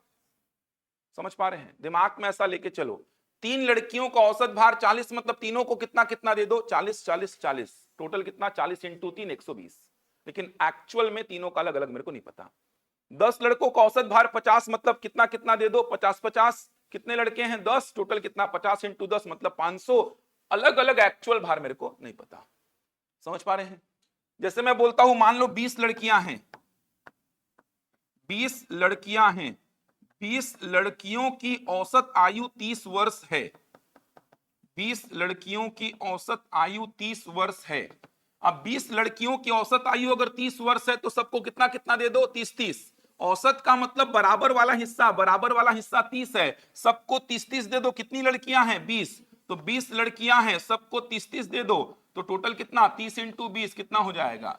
600 वर्ष। मतलब उन 20 लड़कियों की टोटल आयु कितनी है? 600। अलग अलग लड़की का एज मेरे को नहीं पता, लेकिन टोटल कितना है? 600। जैसे मैं बोला मान लो कोई क्रिकेट खिलाड़ी है, किसी क्रिकेट खिलाड़ी का 10 मैच में औसत रन 80 है। किसी क्रिकेट खिलाड़ी का 10 मैच में औसत रन 80 है। औसत 80 मतलब सब में कितना कितना दे दो? 80 80। कितने मैच हैं? 10। तो 10 मैच में कुल रन कितना हो गया? 80 इंटू 10 कितना? 800। लेकिन मेरे को अलग अलग मैच का रन नहीं पता, ये पता है कि उन 10 मैचेस का टोटल रन कितना है? 800। यही यही तो करना है आपको आगे चल के। तो ये फील होना चाहिए अंदर से कि हाँ एक्चुअल में समझ में आ रहा है सर। 20 लड़कियों की औसत आयु 30 वर्ष, तो मेरे को समझ में आ रहा है सर कि 20 लड़कियां हैं, उनका कुछ कुछ एज है, मेरे को नहीं पता। उन 20 लड़कियों का टोटल किया होगा मैं, उस टोटल को उन 20 लड़कियों में बराबर बराबर डिस्ट्रीब्यूट किया होगा तो वो बराबर वाला हिस्सा क्या है? 30 है। कितनी लड़कियां हैं? 20। तो 30 इंटू 20 टोटल कितना हो गया? 600। लेकिन एक्चुअल में उन 20 लड़कियों का अलग अलग एज मेरे को नहीं पता, टोटल एज है 600। एक्चुअल में उन 10 अलग अलग मैचेस का रन मेरे को नहीं पता, टोटल रन है 800। एक्चुअल में उन 10 अलग अलग लड़कों का भार मेरे को नहीं पता, टोटल भार कितना है? 500। ये होता है औसत। समझ आई बात? यहां तक क्लियर हुआ? औसत क्या होगा? सभी एक्चुअल मानों को जोड़ा जाता है, जोड़ने के बाद जो आया, सभी एक्चुअल मानों को जोड़ा जाता है, जोड़ने के बाद जो आया उनको सभी में बराबर बराबर बांटा जाता है। जो बराबर वाला हिस्सा है उसी को क्या बोल रहा हूं मैं? औसत। क्लियर है यहां तक पूरा? बढ़ूं आगे? चलो अब क्वेश्चंस चालू करेंगे। औसत का जो परिभाषा है वो सेकंड वैरायटी में काम आएगा। सेकंड वैरायटी में अपन अभी फर्स्ट वैरायटी पे काम चालू करते हैं। फर्स्ट वैरायटी ये वाला है, इस पे आप काम चालू करेंगे, ये वाले पे। इसी में आगे जाके समांतर श्रेणी का थोड़ा सा कंसेप्ट देखेंगे आप। इसी में आगे जाके माध्यिका का बहुत अच्छा कंसेप्ट देखेंगे। माध्यिका का बहुत अच्छा कंसेप्ट है, वो देखेंगे यहीं पे। चलो चालू करें क्वेश्चंस। लिखो पहला क्वेश्चन। फिर यहां पर करना क्या है? परिमाण आपको लिखने हैं, उसके बाद परिमाणों का औसत निकालना है। अभी औसत निकालने का एक ही तरीका है, ज्यादा दिमाग मत लगाना। अभी सभी परिमाणों का योग बटे परिमाणों की संख्या ही करना है आपको। अभी ज्यादा दिमाग मत लगाना, सभी परिमाणों का योग बटे परिमाणों की संख्या ही करना। बहुत ज्यादा दिमाग अभी लगाने की आवश्यकता नहीं है, ये सब चीजें आगे चल के पढ़ाऊंगा मैं आपको। ये जो प्रथम पद प्लस अंतिम पद बटा 2 है, ये जो बीच वाला पद है, ये सब आगे जाके लिखवाऊंगा, पढ़ाऊंगा। अभी आपके पास एक ही तरीका है, सभी परिमाणों का योग बटे परिमाणों की संख्या। चलिए पहला क्वेश्चन लिखिए। फिर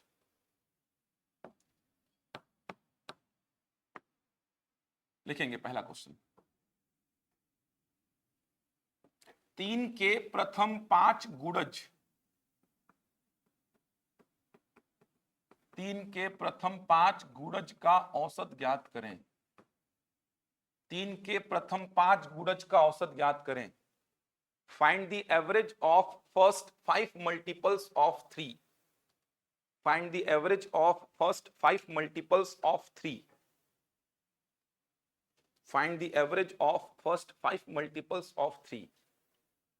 बनाइए, सिंपल सा क्वेश्चन है, बेस पूरा चालू कर रहे हैं, धीरे धीरे करके अपन अच्छे स्तर तक पहुंचेंगे। पिछले बार के टेट में ही ऐसा प्रश्न आया था, एक आ गया। ठीक, कितना रहा? 3 के प्रथम 5 गुणज का औसत पूछा हो, कितना रहा? 9 आएगा यार, सिंपल सा प्रश्न है। ज्यामिति क्षेत्रमिति के क्लास में चालू कर दूंगा मैं, चिंता मत करिए ऑनलाइन वाले आप लोग। सारे बैचेस को मैं चालू करवा दूंगा, एक्स्ट्रा क्लास का एक फोल्डर रहेगा आपका, जिसको देखना है देखिए, जिसको नहीं देखना है मत देखिए। इसमें रेगुलर में तो रहेगा ही, लेकिन जो वर्ग 2 वाले हैं शिक्षक वाले, वो तो लग जाइए एकदम, जहां से जो मिले और समझ में सब आएगा, उसका चिंता छोड़ दीजिए। मेरी क्लास में अगर आप बैठेंगे तो समझ में सब आएगा आपको। ज्यामिति क्षेत्रमिति का 12 घंटे क्लास लिया था बिलासपुर में अभी मैं, 12 घंटे एक ही दिन में लगातार 12 घंटे। अभी डला भी होगा आप लोग के ऐप में, कुछ जो पुराने बच्चे होंगे एप्लीकेशन में डला भी होगा, वो यूट्यूब में लाइव हुआ था, फिर उसको डाउनलोड करके एप्लीकेशन में डलवा दिया था मैं, डला भी होगा वो। 12 घंटे लगातार ज्यामिति क्षेत्रमिति का, और वो ऐसा बैठे थे, वो 3 रूम पैक थे, एक में तो लाइव जुड़े थे बच्चे 200-250 बच्चे, और 2 रूम अलग से स्क्रीन में देखे थे बैठ के, 12 घंटे सोचो लगातार ज्यामिति क्षेत्रमिति जैसा सब्जेक्ट। तो समझने का चिंता छोड़ दीजिए कि समझ में कैसे आएगा सर, अभी हमारा स्टार्टिंग है। तो जिनको पढ़ना है पढ़िए, लेकिन वर्ग 2 वालों को खास करके बोल रहा हूं मैं, और जो मंडी सब इंस्पेक्टर का एग्जाम देंगे उनके लिए तो खास करके जितना मिलता है जहां से उसको अटेंड करो, नोट्स में लिखो, 4 ठो नोट्स बनाओ, 10 ठो नोट्स बनाओ, एक में ये लिख दिए, एक में वो लिख दिए, इस टाइम का नोट्स अलग है, इस टाइम का नोट्स अलग है।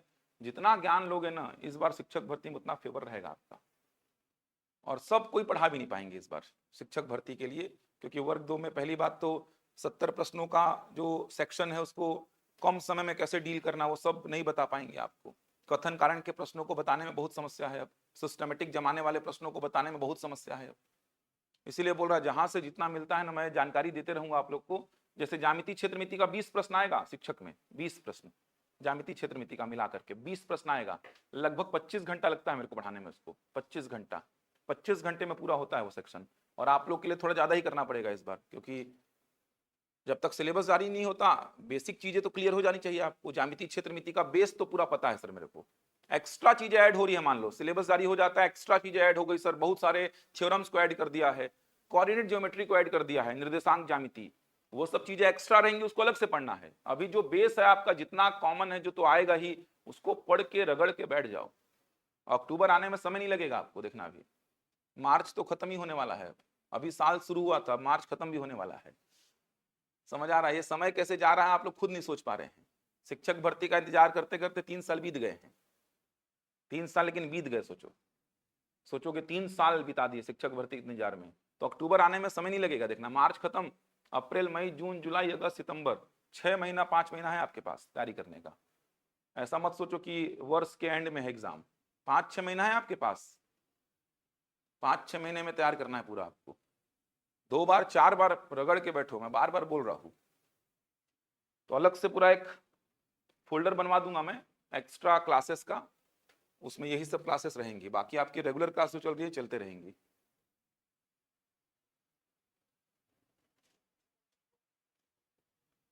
तीन के प्रथम 5 गुणज, 9 आ रहा है सभी का?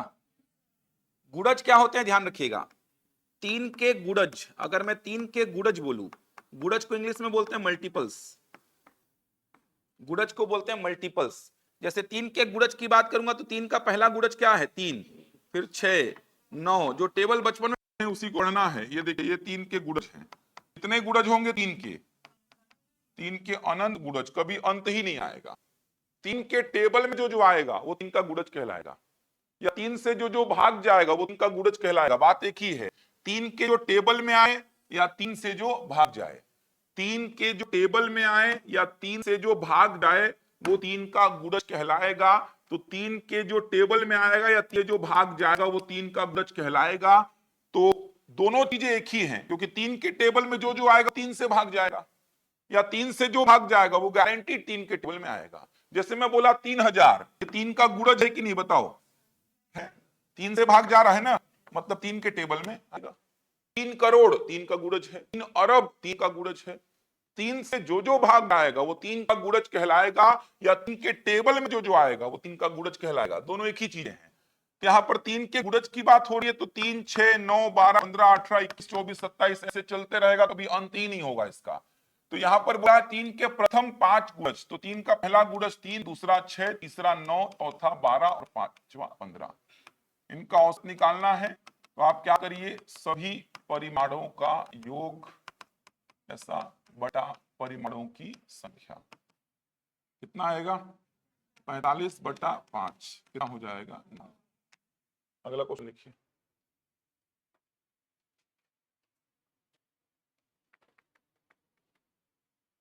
दिक्कत आ रही है साउंड में? ऑनलाइन वाले चेक करिए एक बार जल्दी से, चेक करिए ऑनलाइन वाले एक बार, साउंड वगैरह का इशू आ रहा है क्या? लिखिए 24 के सभी गुणनखंडों का औसत ज्ञात करें। ये भी टर्म बार बार यूज होगा। 24 के सभी गुणनखंडों का औसत ज्ञात करें। Find the average of all possible factors of 24। Find the average of all possible factors of 24।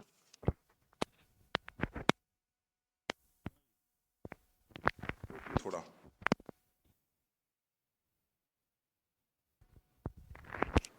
बनाइए, इसको आएगा।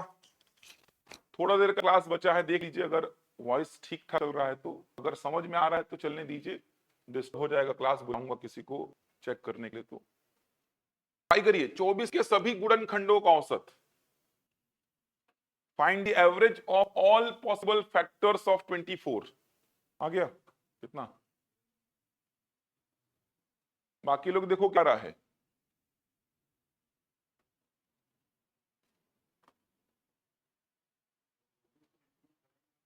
वो आपको सोचना है।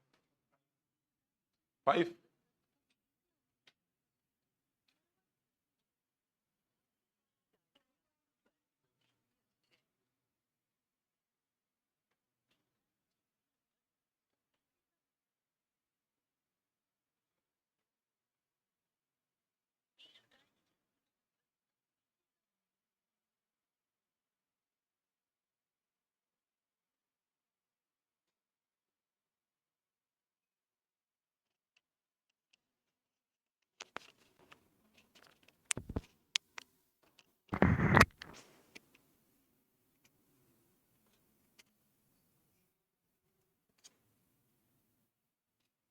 हेलो, एक बार देखिए आपके वॉइस को, देखिए जल्दी जल्दी आना।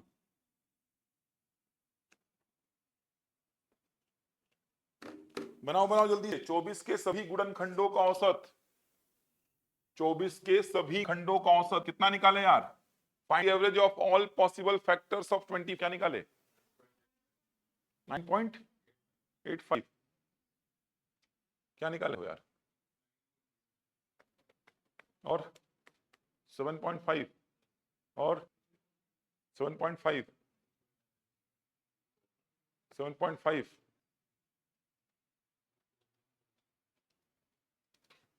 देखो छोटी छोटी बातें हैं, गलतियां हो रही हैं यहाँ पे। गुणनखंड और गुणज दोनों में फर्क होता है। गुणनखंड क्या होता है, गुणज क्या होता है, ध्यान से समझिए, यहाँ गलती होगी बार बार। 6 के गुणज अगर बोलता हूं, 6 के गुणज, 6 के गुणज का मतलब 6 का टेबल, ये तो आपको पता है, अनंत गुणज हैं। लेकिन 6 के गुणनखंड अगर मैं बोलता हूं आपको, 6 के गुणनखंड अगर मैं आपको बोलता हूं, 6 के गुणनखंड फैक्टर्स, 6 के गुणनखंड का सिंपल सा मतलब जिससे जिससे 6 भाग जाएगा, 6 भाग जाएगा, 1 से, 2 से, 3 से और 6 से। 6 के गुणनखंड का एकदम सिंपल सा मतलब जिससे जिससे 6 भाग जाएगा। तो 6 भाग किससे किससे जाएगा? 1 से जाएगा, 2 से जाएगा, 3 से जाएगा और 6 से जाएगा। तो 6 के गुणनखंड का सिंपल सा मतलब जिससे जिससे 6 भाग जाएगा वे सब 6 के गुणनखंड में शामिल होंगे। ये सब मत करना कि 6 के गुणनखंड का मतलब ऐसा लिख दिया आप, ये तो 6 को तोड़ के लिखने का तरीका होता है। 2 और 3 6 के गुणनखंड हैं, लेकिन केवल 2 और 3 ही नहीं है, 6 जिससे जिससे भाग जाएगा, 6 जिससे जिससे भाग जाएगा ये सब 6 के गुणनखंड। तो साइड में कहीं पे नोट्स तो बना रहे हैं उसमें ऐसा लिख लीजिए, 6 के गुणज का मतलब ये 6 का टेल, और 6 के गुणनखंड का मतलब जिससे जिससे 6 भाग जाएगा, 1 से जाएगा, 2 से जाएगा, 3 से जाएगा, 6 से जाएगा। तो ये 6 के गुणज हैं और ये 6 के गुणनखंड हैं।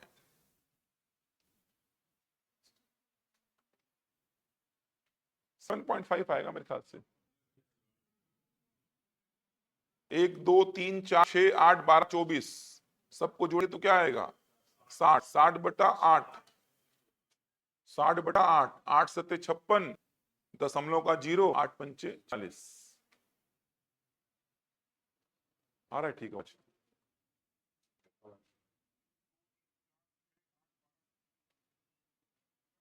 ठीक है। उसको फिर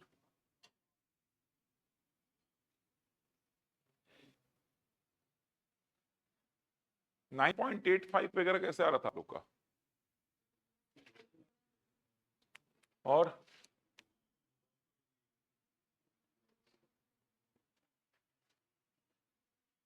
तो 24 के गुणनखंड का मतलब जिससे जिससे 24 भाग जाए, 1 से जाएगा, 2 से जाएगा, 3 से जाएगा, 4 से जाएगा, 6 से जाएगा, 8 से जाएगा, फिर 12 से, फिर ये 24 के गुणनखंड है।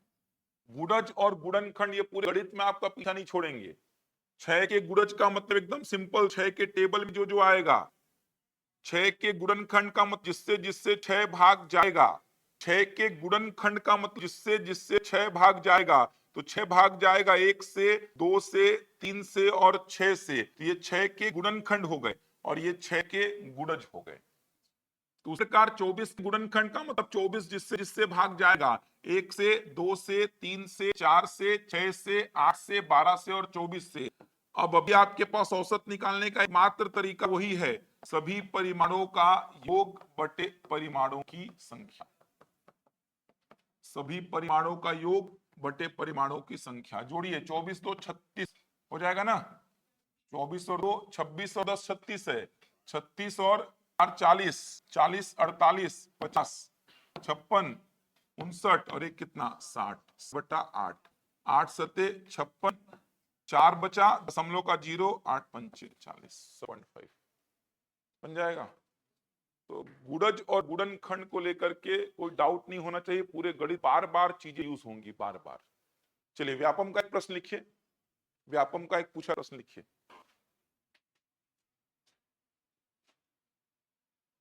लिखेंगे 7 के प्रथम 6 विषम गुणज, ऑड मल्टीपल्स। 7 के प्रथम 6 विषम गुणज का औसत ज्ञात करें। 7 के प्रथम 6 विषम गुणज, 7 के प्रथम 6 विषम गुणज का औसत ज्ञात करें। 7 के प्रथम 6 विषम गुणज, 7 के प्रथम 6 विषम गुणज बनाइए। Find the average of first 6 odd multiples, first 6 odd multiples of 7। 7 के प्रथम 6 विषम गुणज बनाइए।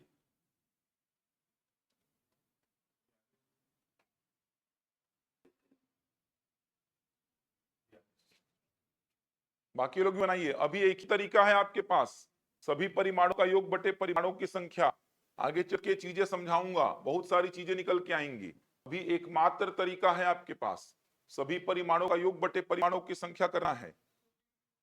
ठीक है, 42 आएगा। व्यापम का पूछा गया प्रश्न है ये। 7 के प्रथम 6 विषम गुणज,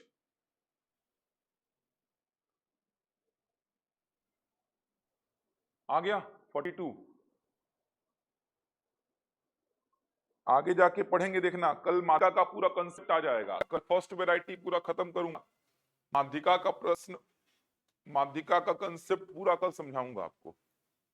अभी सहकारिता वाले पेपर में आया था एक प्रश्न, महिला पर्यवेक्षक वाले पेपर में आया था एक प्रश्न, सारे प्रश्नों को डील करेंगे कल। वो उधर वाले में लगेगी, वो दोपहर में। लाइब्रेरी ब्रांच जो है हम लोग का, यहीं पे जो पास में ही है, देखें क्या उसको, सेंट्रल लाइब्रेरी जो है वहां पे लूंगा क्लास, ज्यामिति क्षेत्रमिति का, ये बगल में ही है। यहाँ पे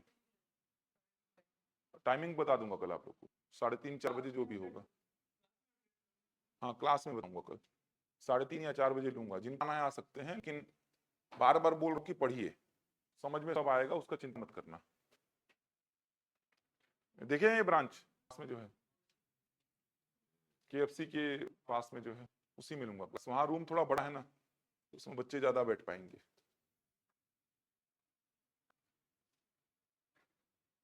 सभी का 7 के प्रथम 6 विषम गुणज, 7 के प्रथम 6 विषम गुणज।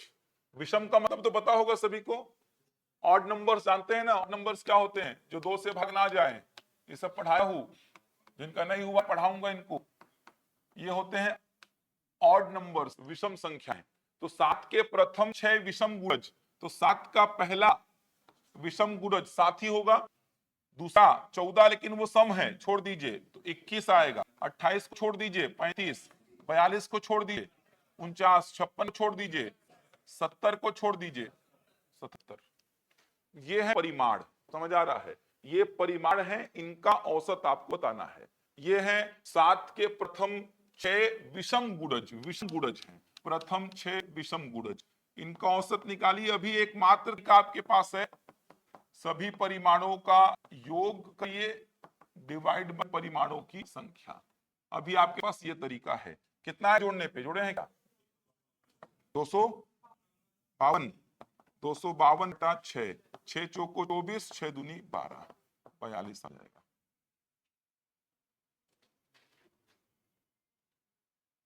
हो गया, बनेगा यहां तक। एक और लिखिए, सीटेट पूछा गया क्वेश्चन था, लिखिए उसको, सीटेट का पूछा गया क्वेश्चन था, लेकिन उसको मैं औसत के फॉर्मेट दे रहा हूं आपको। बन जाएगा ना, गुणज लिखते, लिखिए 36 के सभी गुणनखंडों का, 36 के सभी गुणनखंडों का, गुणनखंड बोल रहा हूं इस बार, 36 के सभी गुणनखंडों का औसत ज्ञात करें। 36 के सभी गुणनखंडों का औसत ज्ञात करें। 36 के सभी गुणनखंडों का औसत ज्ञात करें। 36 के सभी गुणनखंडों का औसत ज्ञात करें। बना, बाकी लोग बनाइए क्या है।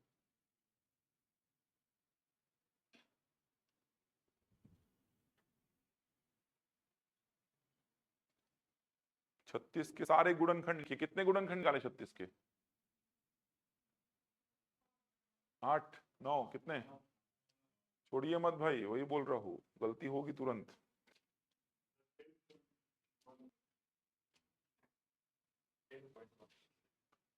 बनाइए, सही बनाइए,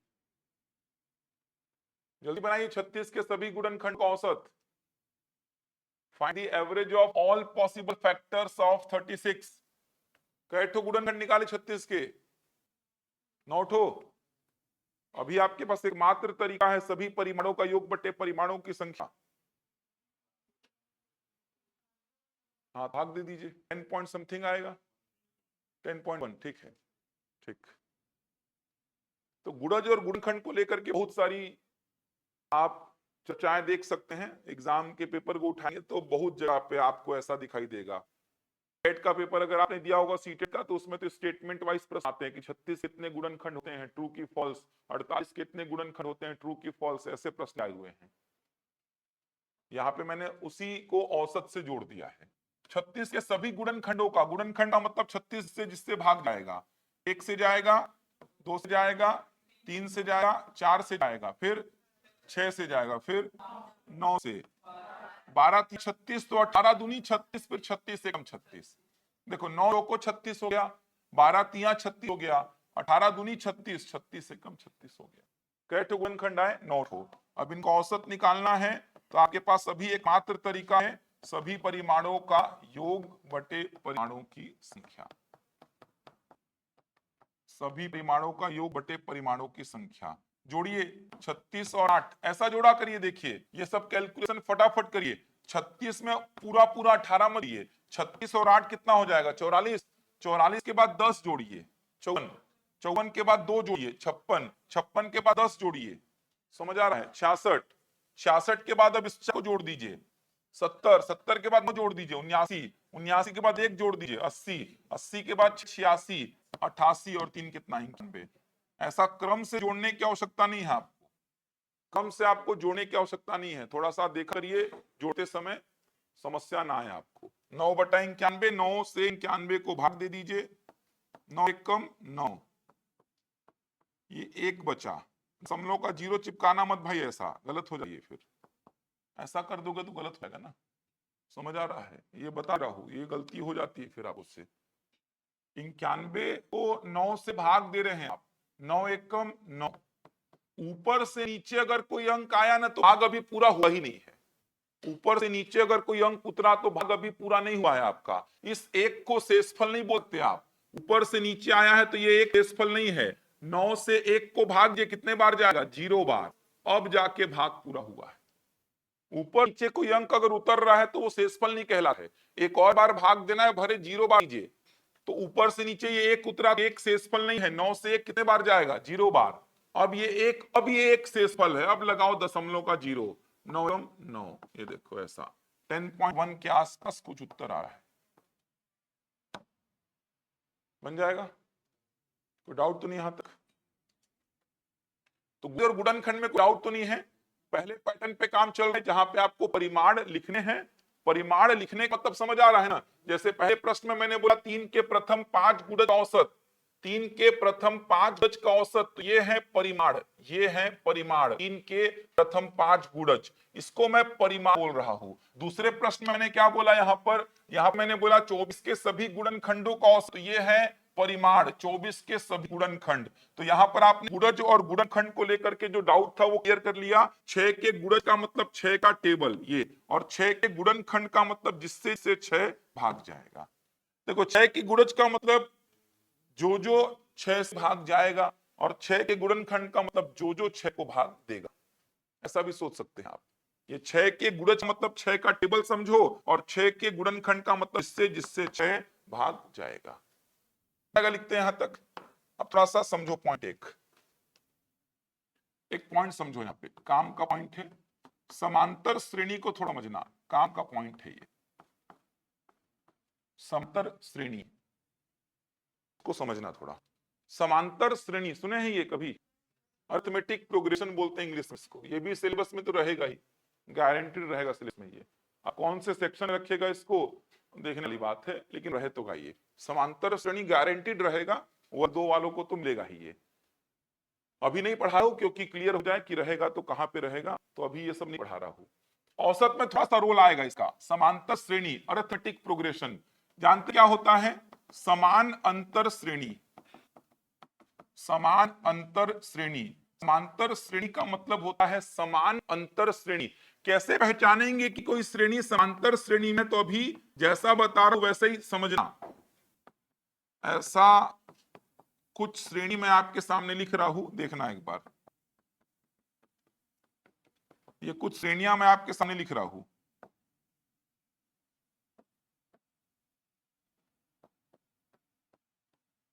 ये देखिए ये कुछ श्रेणियां आपके सामने लिख दिया हूं।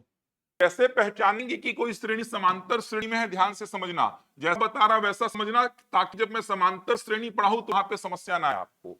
देखो क्या करना, आगे वाले पद से पीछे वाले पद को माइनस करना, आगे वाले पद से पीछे वाले पद को, दूसरे पद से पहले पद को माइनस करना, तीसरे पद से दूसरे पद को माइनस करना, चौथे से तीसरे को माइनस करना, पांचवे से चौथे को माइनस करना, आगे वाले से पीछे वाले पद को माइनस करना। अगर ये अंतर समान आ रहा है तो दी गई श्रेणी होगी समांतर श्रेणी।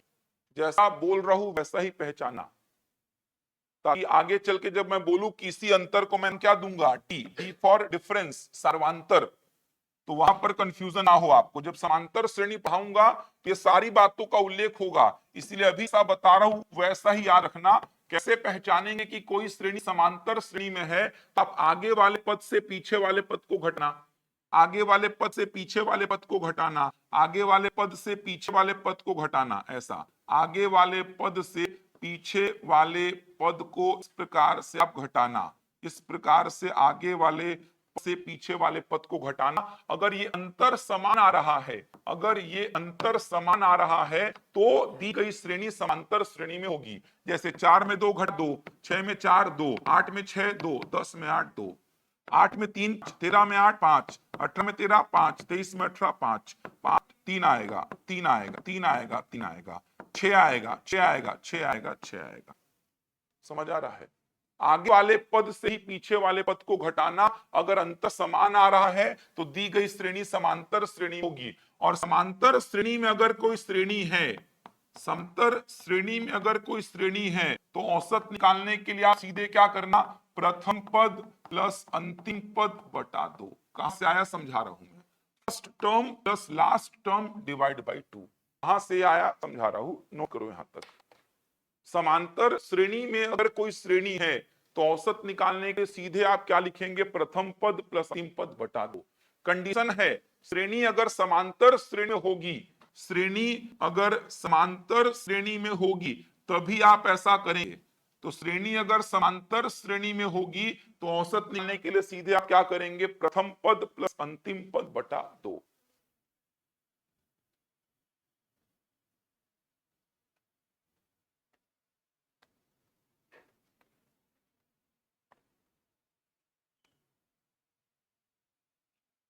प्रथम पद प्लस अंतिम पद बटा 2।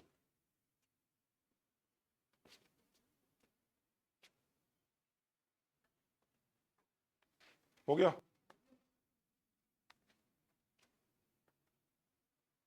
कहां से आया इस फॉर्मूले को, कंडीशन है ध्यान रखिएगा, जो सभी परिमाणों का बटे परिमाणों की संख्या बोला था वो तो हर जगह पे लगेगा।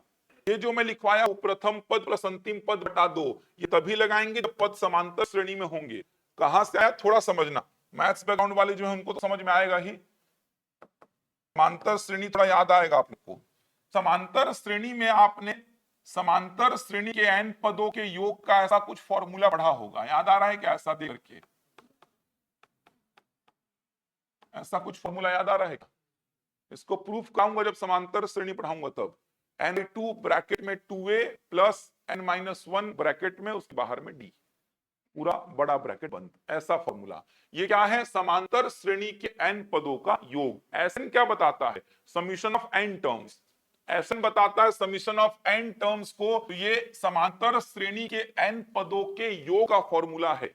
समांतर श्रेणी के n पदों के योग का फॉर्मूला है ये क्या होता है यहां बोलो, क्रम पद। डी क्या होता है, सार्वंतर, जो अभी बता रहा था मैं, आगे वाले से पीछे वाले। जैसे यहां पर ए का वैल्यू क्या होता 2, यहां पर ए का वैल्यू 3, यहां पर ए का वैल्यू, यहां पे ए का वैल्यू, और यहां पर डी का वैल्यू क्या होता पहले वाले श्रेणी में, तो यहां पर डी का वैल्यू 5, यहां पर डी का वैल्यू 3, और यहां पर डी का वैल्यू 6।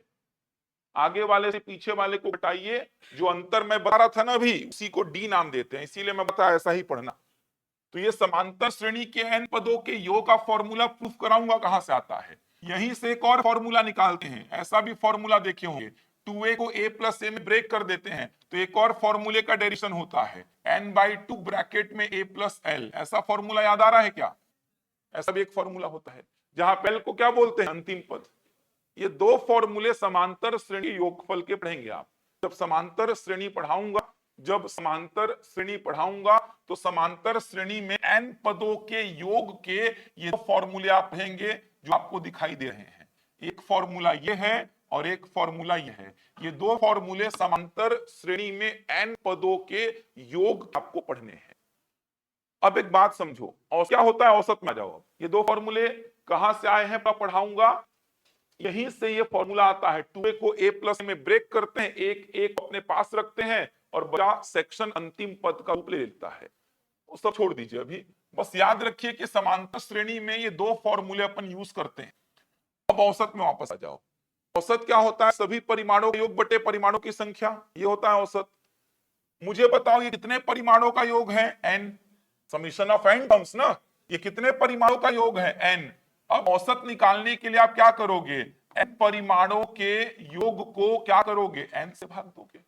औसत निकालने के लिए क्या कर रहे हैं, सभी परिमाणों का योग बटे परिमाणों की संख्या। तो इतने परिमाणों का योग है n, तो इसको मैं n से अगर भाग दे दूंगा तो n तो कट जाएगा, तो बचेगा क्या मेरे पास a plus L upon two. इसीलिए मैंने बोला समांतर श्रेणी में अगर कोई श्रेणी है तो औसत डायरेक्ट निकालिए प्रथम पद प्लस अंतिम पद बटा 2 करके। समझ पा रहे हैं बात को?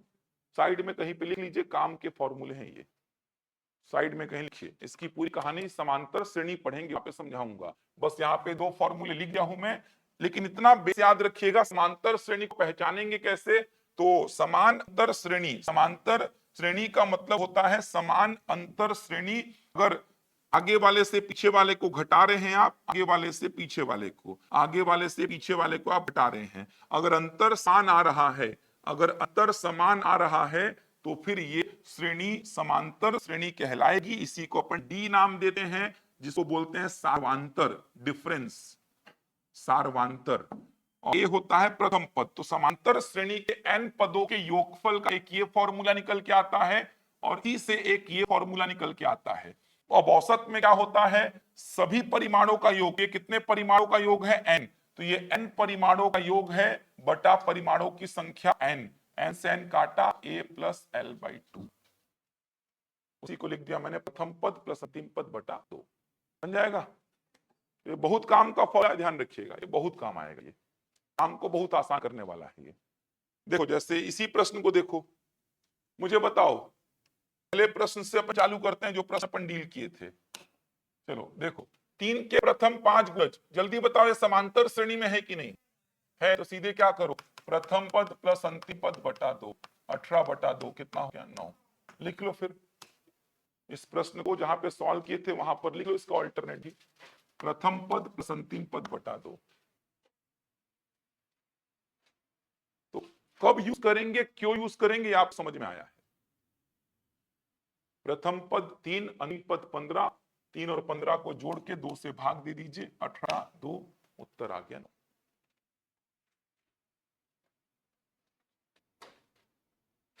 हो गया।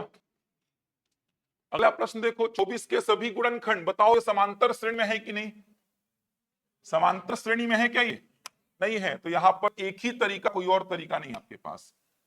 7 के प्रथम 6 विषम गुणज समांतर श्रेणी में है कि नहीं?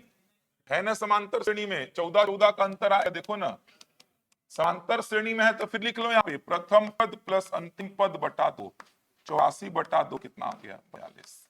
काम को आसान कर दे रहा है, बहुत आसान करेगा काम को। लिख लो प्रथम पद प्लस अंतिम पद बटा 2, 7 और 77 को जोड़ के 2 से भाग दे दीजिए, उत्तर कितना आ जाएगा? 42। हो गया। 36 के सभी गुणनखंड क्या ये समांतर श्रेणी में है? नहीं। तो समांतर श्रेणी में नहीं रहेगा तो एक ही तरीका रहेगा, पूरे औसत में परिमाणों का योग बटे परिमाणों की संख्या। तो अभी तक आपने 2 तरीके औसत के पढ़ लिए। एक तरीका सब परिमाणों का योग बटे परिमाणों की संख्या, हर जगह पे एप्लीकेबल है, और दूसरा तरीका प्रथम पद प्लस अंतिम पद बटा 2। ये तभी एप्लीकेबल होगा जब कहां पे होंगे? समांतर श्रेणी। एक और तरीका कल आएगा, उससे काम और आसान हो जाएगा, देखना 10 सेकंड लगेगा। माध्यिका का कंसेप्ट आएगा, माध्यिका का कंसेप्ट आएगा, फिर आपको बताऊंगा औसत निकालने का एक और तरीका, जिससे काम और आसान हो जाएगा, बहुत आसान हो जाएगा काम। माध्यिका क्या होता है जानते हैं क्या? मीडियन किसको बोलते हैं? हाँ ठीक, आरोही अवरोही क्रम में जमाना कंपलसरी है, कंपलसरी है, आरोही या अवरोही क्रम में जमाना कंपलसरी है। उसके बाद मध्य पद को उठा लो, वही क्या होता है? माध्यिका। क्या संबंध होगा माध्यिका औसत के साथ? औसत ही माध्य बोलते हैं, लिख लो जहां पे हेडिंग डाले हैं औसत, उसी को माध्य बोलते हैं, मीन लिख लीजिए। सांख्यिकी पढ़ते हैं तो मीन बोल देते हैं, और अंक गणित हैं तो यहाँ पे औसत बोल देते हैं दो एक ही चीज। औसत को ही माध्य बोलते हैं, ध्यान रखिएगा। ठीक है काजल सिंह, ठीक है, कल देखते हैं इसके आगे। 7:30 बजे ही क्लास लूंगा, 7:40 तक क्लास स्टार्ट करूंगा ही, 7:40 तक क्लास स्टार्ट हो जाएगी आपकी। तो 2 घंटे क्लास लगेगी अभी रेगुलर मेरी, 2 घंटे क्लास चलेगी। एक्स्ट्रा क्लासेस जो लूंगा मैं, वो आपका मन है उसको अटेंड करना है तो करिए, आपके मन के ऊपर है वो। आप लोगों के जो ऐप में तो रहेगी वो क्लास, एक्स्ट्रा क्लासेस भी रहेगी आप लोगों के ऐप में। सारे बैचेस को मैं लाइव करवाऊंगा, तो आप ऑफलाइन आना है ऑफलाइन आइए, ऑनलाइन देखना है ऑनलाइन देखिए। आवाज का थोड़ा इशू हो रहा, थोड़ा मोटा रहा होगा आवाज, बीच में क्लास डिस्टर्ब हो रहा है इसीलिए चेंज नहीं करवाया उसको मैं। तो जो क्लासेस लूंगा एक्स्ट्रा वो आप अटेंड करिए अगर आपका मन है तो। शिक्षक वाले हैं, मंडी सब इंस्पेक्टर देना है तो एकदम अटेंड करिए। शिक्षक निकालना बहुत बड़ा टास्क हो गया इस बार, लेकिन पढ़ेंगे बार बार चीजों को, थोड़ा नोट्स बना लेंगे, जितना पढ़ाऊंगा जहां जहां पढ़ाऊंगा जितना बोलूंगा आने को उतना अटेंड कर रहे हैं तो गारंटीड निकलेगा, क्योंकि मेहनत के ऊपर हो गया है इस बार। बहुत सारे बच्चे तो वर्ग 2 और वर्ग 3 दो देने वाले थे, वो वर्ग 3 में शिफ्ट हो गए हैं, ये 2 नहीं दे पाएंगे जो दोनों के लिए एलिजिबल है। बहुत सारे बच्चे ऐसे मिले मेरे को कि वर्ग 3 में चल दिए हैं वो, कि 2 नहीं दे पाएंगे सर, इतना सारा। अरे 2 में ज्यादा चांसेस है होने का, 2 में चांसेस ज्यादा है, कंपटीशन कम रहेगा 2 में, ज्यादा रहेगा 3 में। देखना कि 2 में, क्योंकि मान लो मैथ्स के अगर 250-300 पद भी आते हैं, 400 पद भी आते हैं, इतने पद तो मान के चलेंगे आएंगे ही, मान लो 300-400 पद आते हैं मैथ्स के, तो बैठने वाले बच्चे भी तो कम होंगे यार, मैथ्स ही वाले होंगे इसमें बस। ऐसा नहीं कि जो बीएड के सब बैठेंगे, ऐसा नहीं है, विषय आपका मैथ्स होना चाहिए। अब स्वामीन पटवारी जैसे एग्जाम में अभी देखे थे 2.5-3 लाख बच्चे बैठे थे, और पद कितने थे 50। उसके कंपेरिजन में आप देखो ना मैथ्स में कितने बच्चे बैठेंगे, मोटा मोटा कितने बैठेंगे यार, 30,000-40,000 मैक्सिमम, 30,000-40,000 से बैठेंगे यार, 1.5 लाख 2 लाख थोड़ी बैठेंगे यार। 1.5-2 लाख मैथ्स में बैठेंगे तो फिर सामाजिक विज्ञान वाले में क्या होगा, साइंस वाले में क्या होगा फिर। और बीएड भी करे होने चाहिए भाई, बीएड वाले ही बच्चे होंगे उतने मैथ्स वाले, 1.5-2 लाख बच्चे, तो 35,000-30,000 बच्चे ठेंगे। देखना 35,000-30,000 में बटेगा 350-400 पोस्ट, तो फायदा इधर ज्यादा रहेगा, समझो इस बात को। वर्ग 3 वर्ग 2 दोनों के लिए एलिजिबल हो आप, और आपका विषय मैथ्स है तो बहुत आपका सोने पे सुहागा वाला काम है। मैथ्स अगर आपका विषय है तो बहुत, ये एकदम गोल्डन अपॉर्चुनिटी हो गया आपके लिए। अगर आप वर्ग 2 और वर्ग 3 दोनों के लिए एलिजिबल हैं, और आपका वर्ग 2 में विषय मैथ्स है ना, तो फिर तो आपका कहना ही नहीं है, क्योंकि दोनों के लिए आप मजे से तैयारी कर सकते हैं। मैं तो सजेस्ट किया हूं कि वर्ग 2 का गणित आप पढ़ लिए, वर्ग 3 का गणित आपका हो गया पूरा। वर्ग 2 का गणित अगर आप पढ़ लिए हैं तो 3 का गणित तो वैसे ही पूरा हो गया आपका, 3 का गणित वैसे ही पूरा हो गया। और साथ ही साथ वर्ग 2 में आप पढ़ेंगे पूरा सीडीपी, ओवर 3 में काम आएगा, हिंदी अंग्रेजी ओवर 3 में काम आएगा, समझ आ रहा है। जनरल नॉलेज जितना वर्ग 2 में मिलेगा आपको लगभग उतना ही वर्ग 3 में मिलेगा। कंप्यूटर वर्ग 2 में जितना मिलेगा लगभग वर्ग 3 उतना ही मिलेगा। वर्ग 3 के लिए एक्स्ट्रा आपका पढ़ना पड़ेगा ईवीएस, बस। बहुत शानदार मौका है। जो गणित वाले बच्चे हैं ना वर्ग 2 में जो गणित वाले बच्चे हैं उनको एकदम मजा है, उनका अगर दोनों के लिए एलिजिबल है तो दोनों का शानदार तैयारी होगा उनका।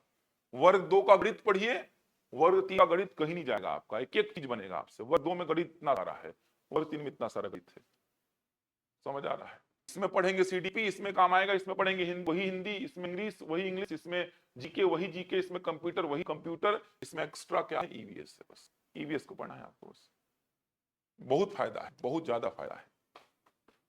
साइंस वालों का अभी क्लास चालू नहीं कर रहे हैं वर्ग 2 के लिए, पद तो आए पे, पद ही नहीं आएंगे, मान लो क्लास ले दी इधर, कोई मतलब नहीं होगा। पद वगैरह अगर आते हैं तो क्लास लगेंगी। साइंस का भी सब क्लास नहीं लग रहा है, सामाजिक विज्ञान का लगा है क्या कोई ऐसा? कोई नहीं है क्या ऐसा? आप लोग हैं दोनों, ठीक। और वर्ग 2 का तैयारी करिए, 3 का बैच ज्वाइन मत कर लेना यार 2 में 3 हो जाएगा, 2 में 3 हो जाएगा बोल रहा हूं मैं, 3 में 2 नहीं आएगा, 3 कंप्लीट हो जाएगा। ईवीएस थोड़ा सा देखना पड़ेगा आप लोग, ईवीएस के लिए बोल दूंगा, अलाउ करवा दूंगा, बैठ जाना उसमें। वर्ग 1 2 3 मत करो फिर, वर्ग 1 2 3 तीनों में है, तीनों में है आप, तो वर्ग 1 छोड़ दो, या फिर तीनों में जाओगे किसी में नहीं निकलेगा। तीनों में अगर हाथ मारे तो किसी में नहीं निकलेगा, हम क्लियर कट बोला। वर्ग 1 का गणित एकदम अलग है, मेरा मानना है कि आपकी क्षमता, ऐसा नहीं कि निकलेगा ही नहीं भाई, वो मेरा मानना है, मैं तो नहीं करता। अगर तीनों में होता, तीनों में मेरा गणित विषय होता और तीनों के लिए अगर मैं एलिजिबल रहता तो मैं तीनों नहीं करता, मैं वर्ग 2 और वर्ग 3 में फोकस करता। नहीं हो पाएगा। वर्ग 1 का गणित बहुत अलग है और वर्ग 2 का गणित बहुत अलग रहेगा। बाकी सिलेबस में अगर सिलेबस भी जारी का तो ऐसा थोड़ी है कि दोनों का गणित को सेम रखेगा यार। वर्ग 2 का गणित जो है वो 10वीं स्तर तक का रहेगा और वर्ग 1 का 11वीं-12वीं का रहेगा। बहुत अलग है भाई, बहुत अलग, समझ आ रहा है। अल्फा बीटा गामा पहुंचेगा उसमें, ये तो बच्चों को वाई और गामा में फर्क ही नहीं पता है। बच्चों को लगता है वाई लिखे हो कि गामा लिखे हो, ये स्थिति है बच्चों के साथ में। वर्ग 1 का तैयारी करने वाले बच्चों की बात कर रहा हूँ, जो अभी 3-4 साल अभी कोरोना काल में पास में है, जो उनको गामा लिखूंगा वाई दिखता है, उनको लगता है वाई लिखे हो, अबे वाई गामा है वो, उनको ही नहीं पता है। तो वर्ग 1 का गणित बहुत टफ है भाई, उसके लिए बहुत मेहनत करना पड़ेगा। आपकी क्षमता है तो निकालो, लेकिन मेरा मानना है 1 2 3 तीनों के लिए अगर कोई बच्चा एलिजिबल है तो वर्ग 2 और वर्ग 3 में जाना चाहिए, मेरा मानना है। बाकी आपकी क्षमता के ऊपर डिपेंड करता है कि आप क्या कर सकते हैं। जो व्यवहारिक चीज है वो बता रहा हूं, करने को तो अपन कुछ भी कर सकते हैं, बोलते हैं अपन, लेकिन होना भी चाहिए वो। समझदारी से काम करिए, इस बार थोड़ा खतरनाक हो गया। पहले तो ऐसा था कि वर्ग 2 वर्ग 3 कर ही लेंगे अपन, सब सेम था, इस बार ऐसा नहीं है। जो साइंस वाला बच्चा है, अब जो सामाजिक विज्ञान वाला बच्चा है ना, जो सामाजिक विज्ञान वाला बच्चा, देखना इसके साथ कितना दिक्कत आएगा। सामाजिक विज्ञान वाला जो बच्चा है, जो दोनों के लिए एलिजिबल है, उसको बहुत दिक्कत आएगी, क्योंकि उसको मैथ्स यहाँ पढ़ना नहीं है वर्ग 2 में, और वर्ग 3 में मैथ्स पढ़ना है उसको। ये समस्या आएगी, समझ आ रहा है? बहुत बड़ी समस्या है ये। वर्ग 2 को मैथ्स पढ़ना ही चाहिए, और वर्ग 3 में उसको 20 नंबर का मैथ्स पढ़ना पड़ेगा। एक साइड वो मैथ्स को छोड़ दिया है, एक साइड को पढ़ना पड़ रहा है, तो ये समस्या आएगी उसको। मैथ्स वाले बहुत फायदा है, वर्ग 2 वर्ग 3 दोनों में जो मैथ्स वाले हैं उनको बहुत फायदा है। रायपुर में रहेगा एक्स्ट्रा क्लास, रायपुर में ही लूंगा यार।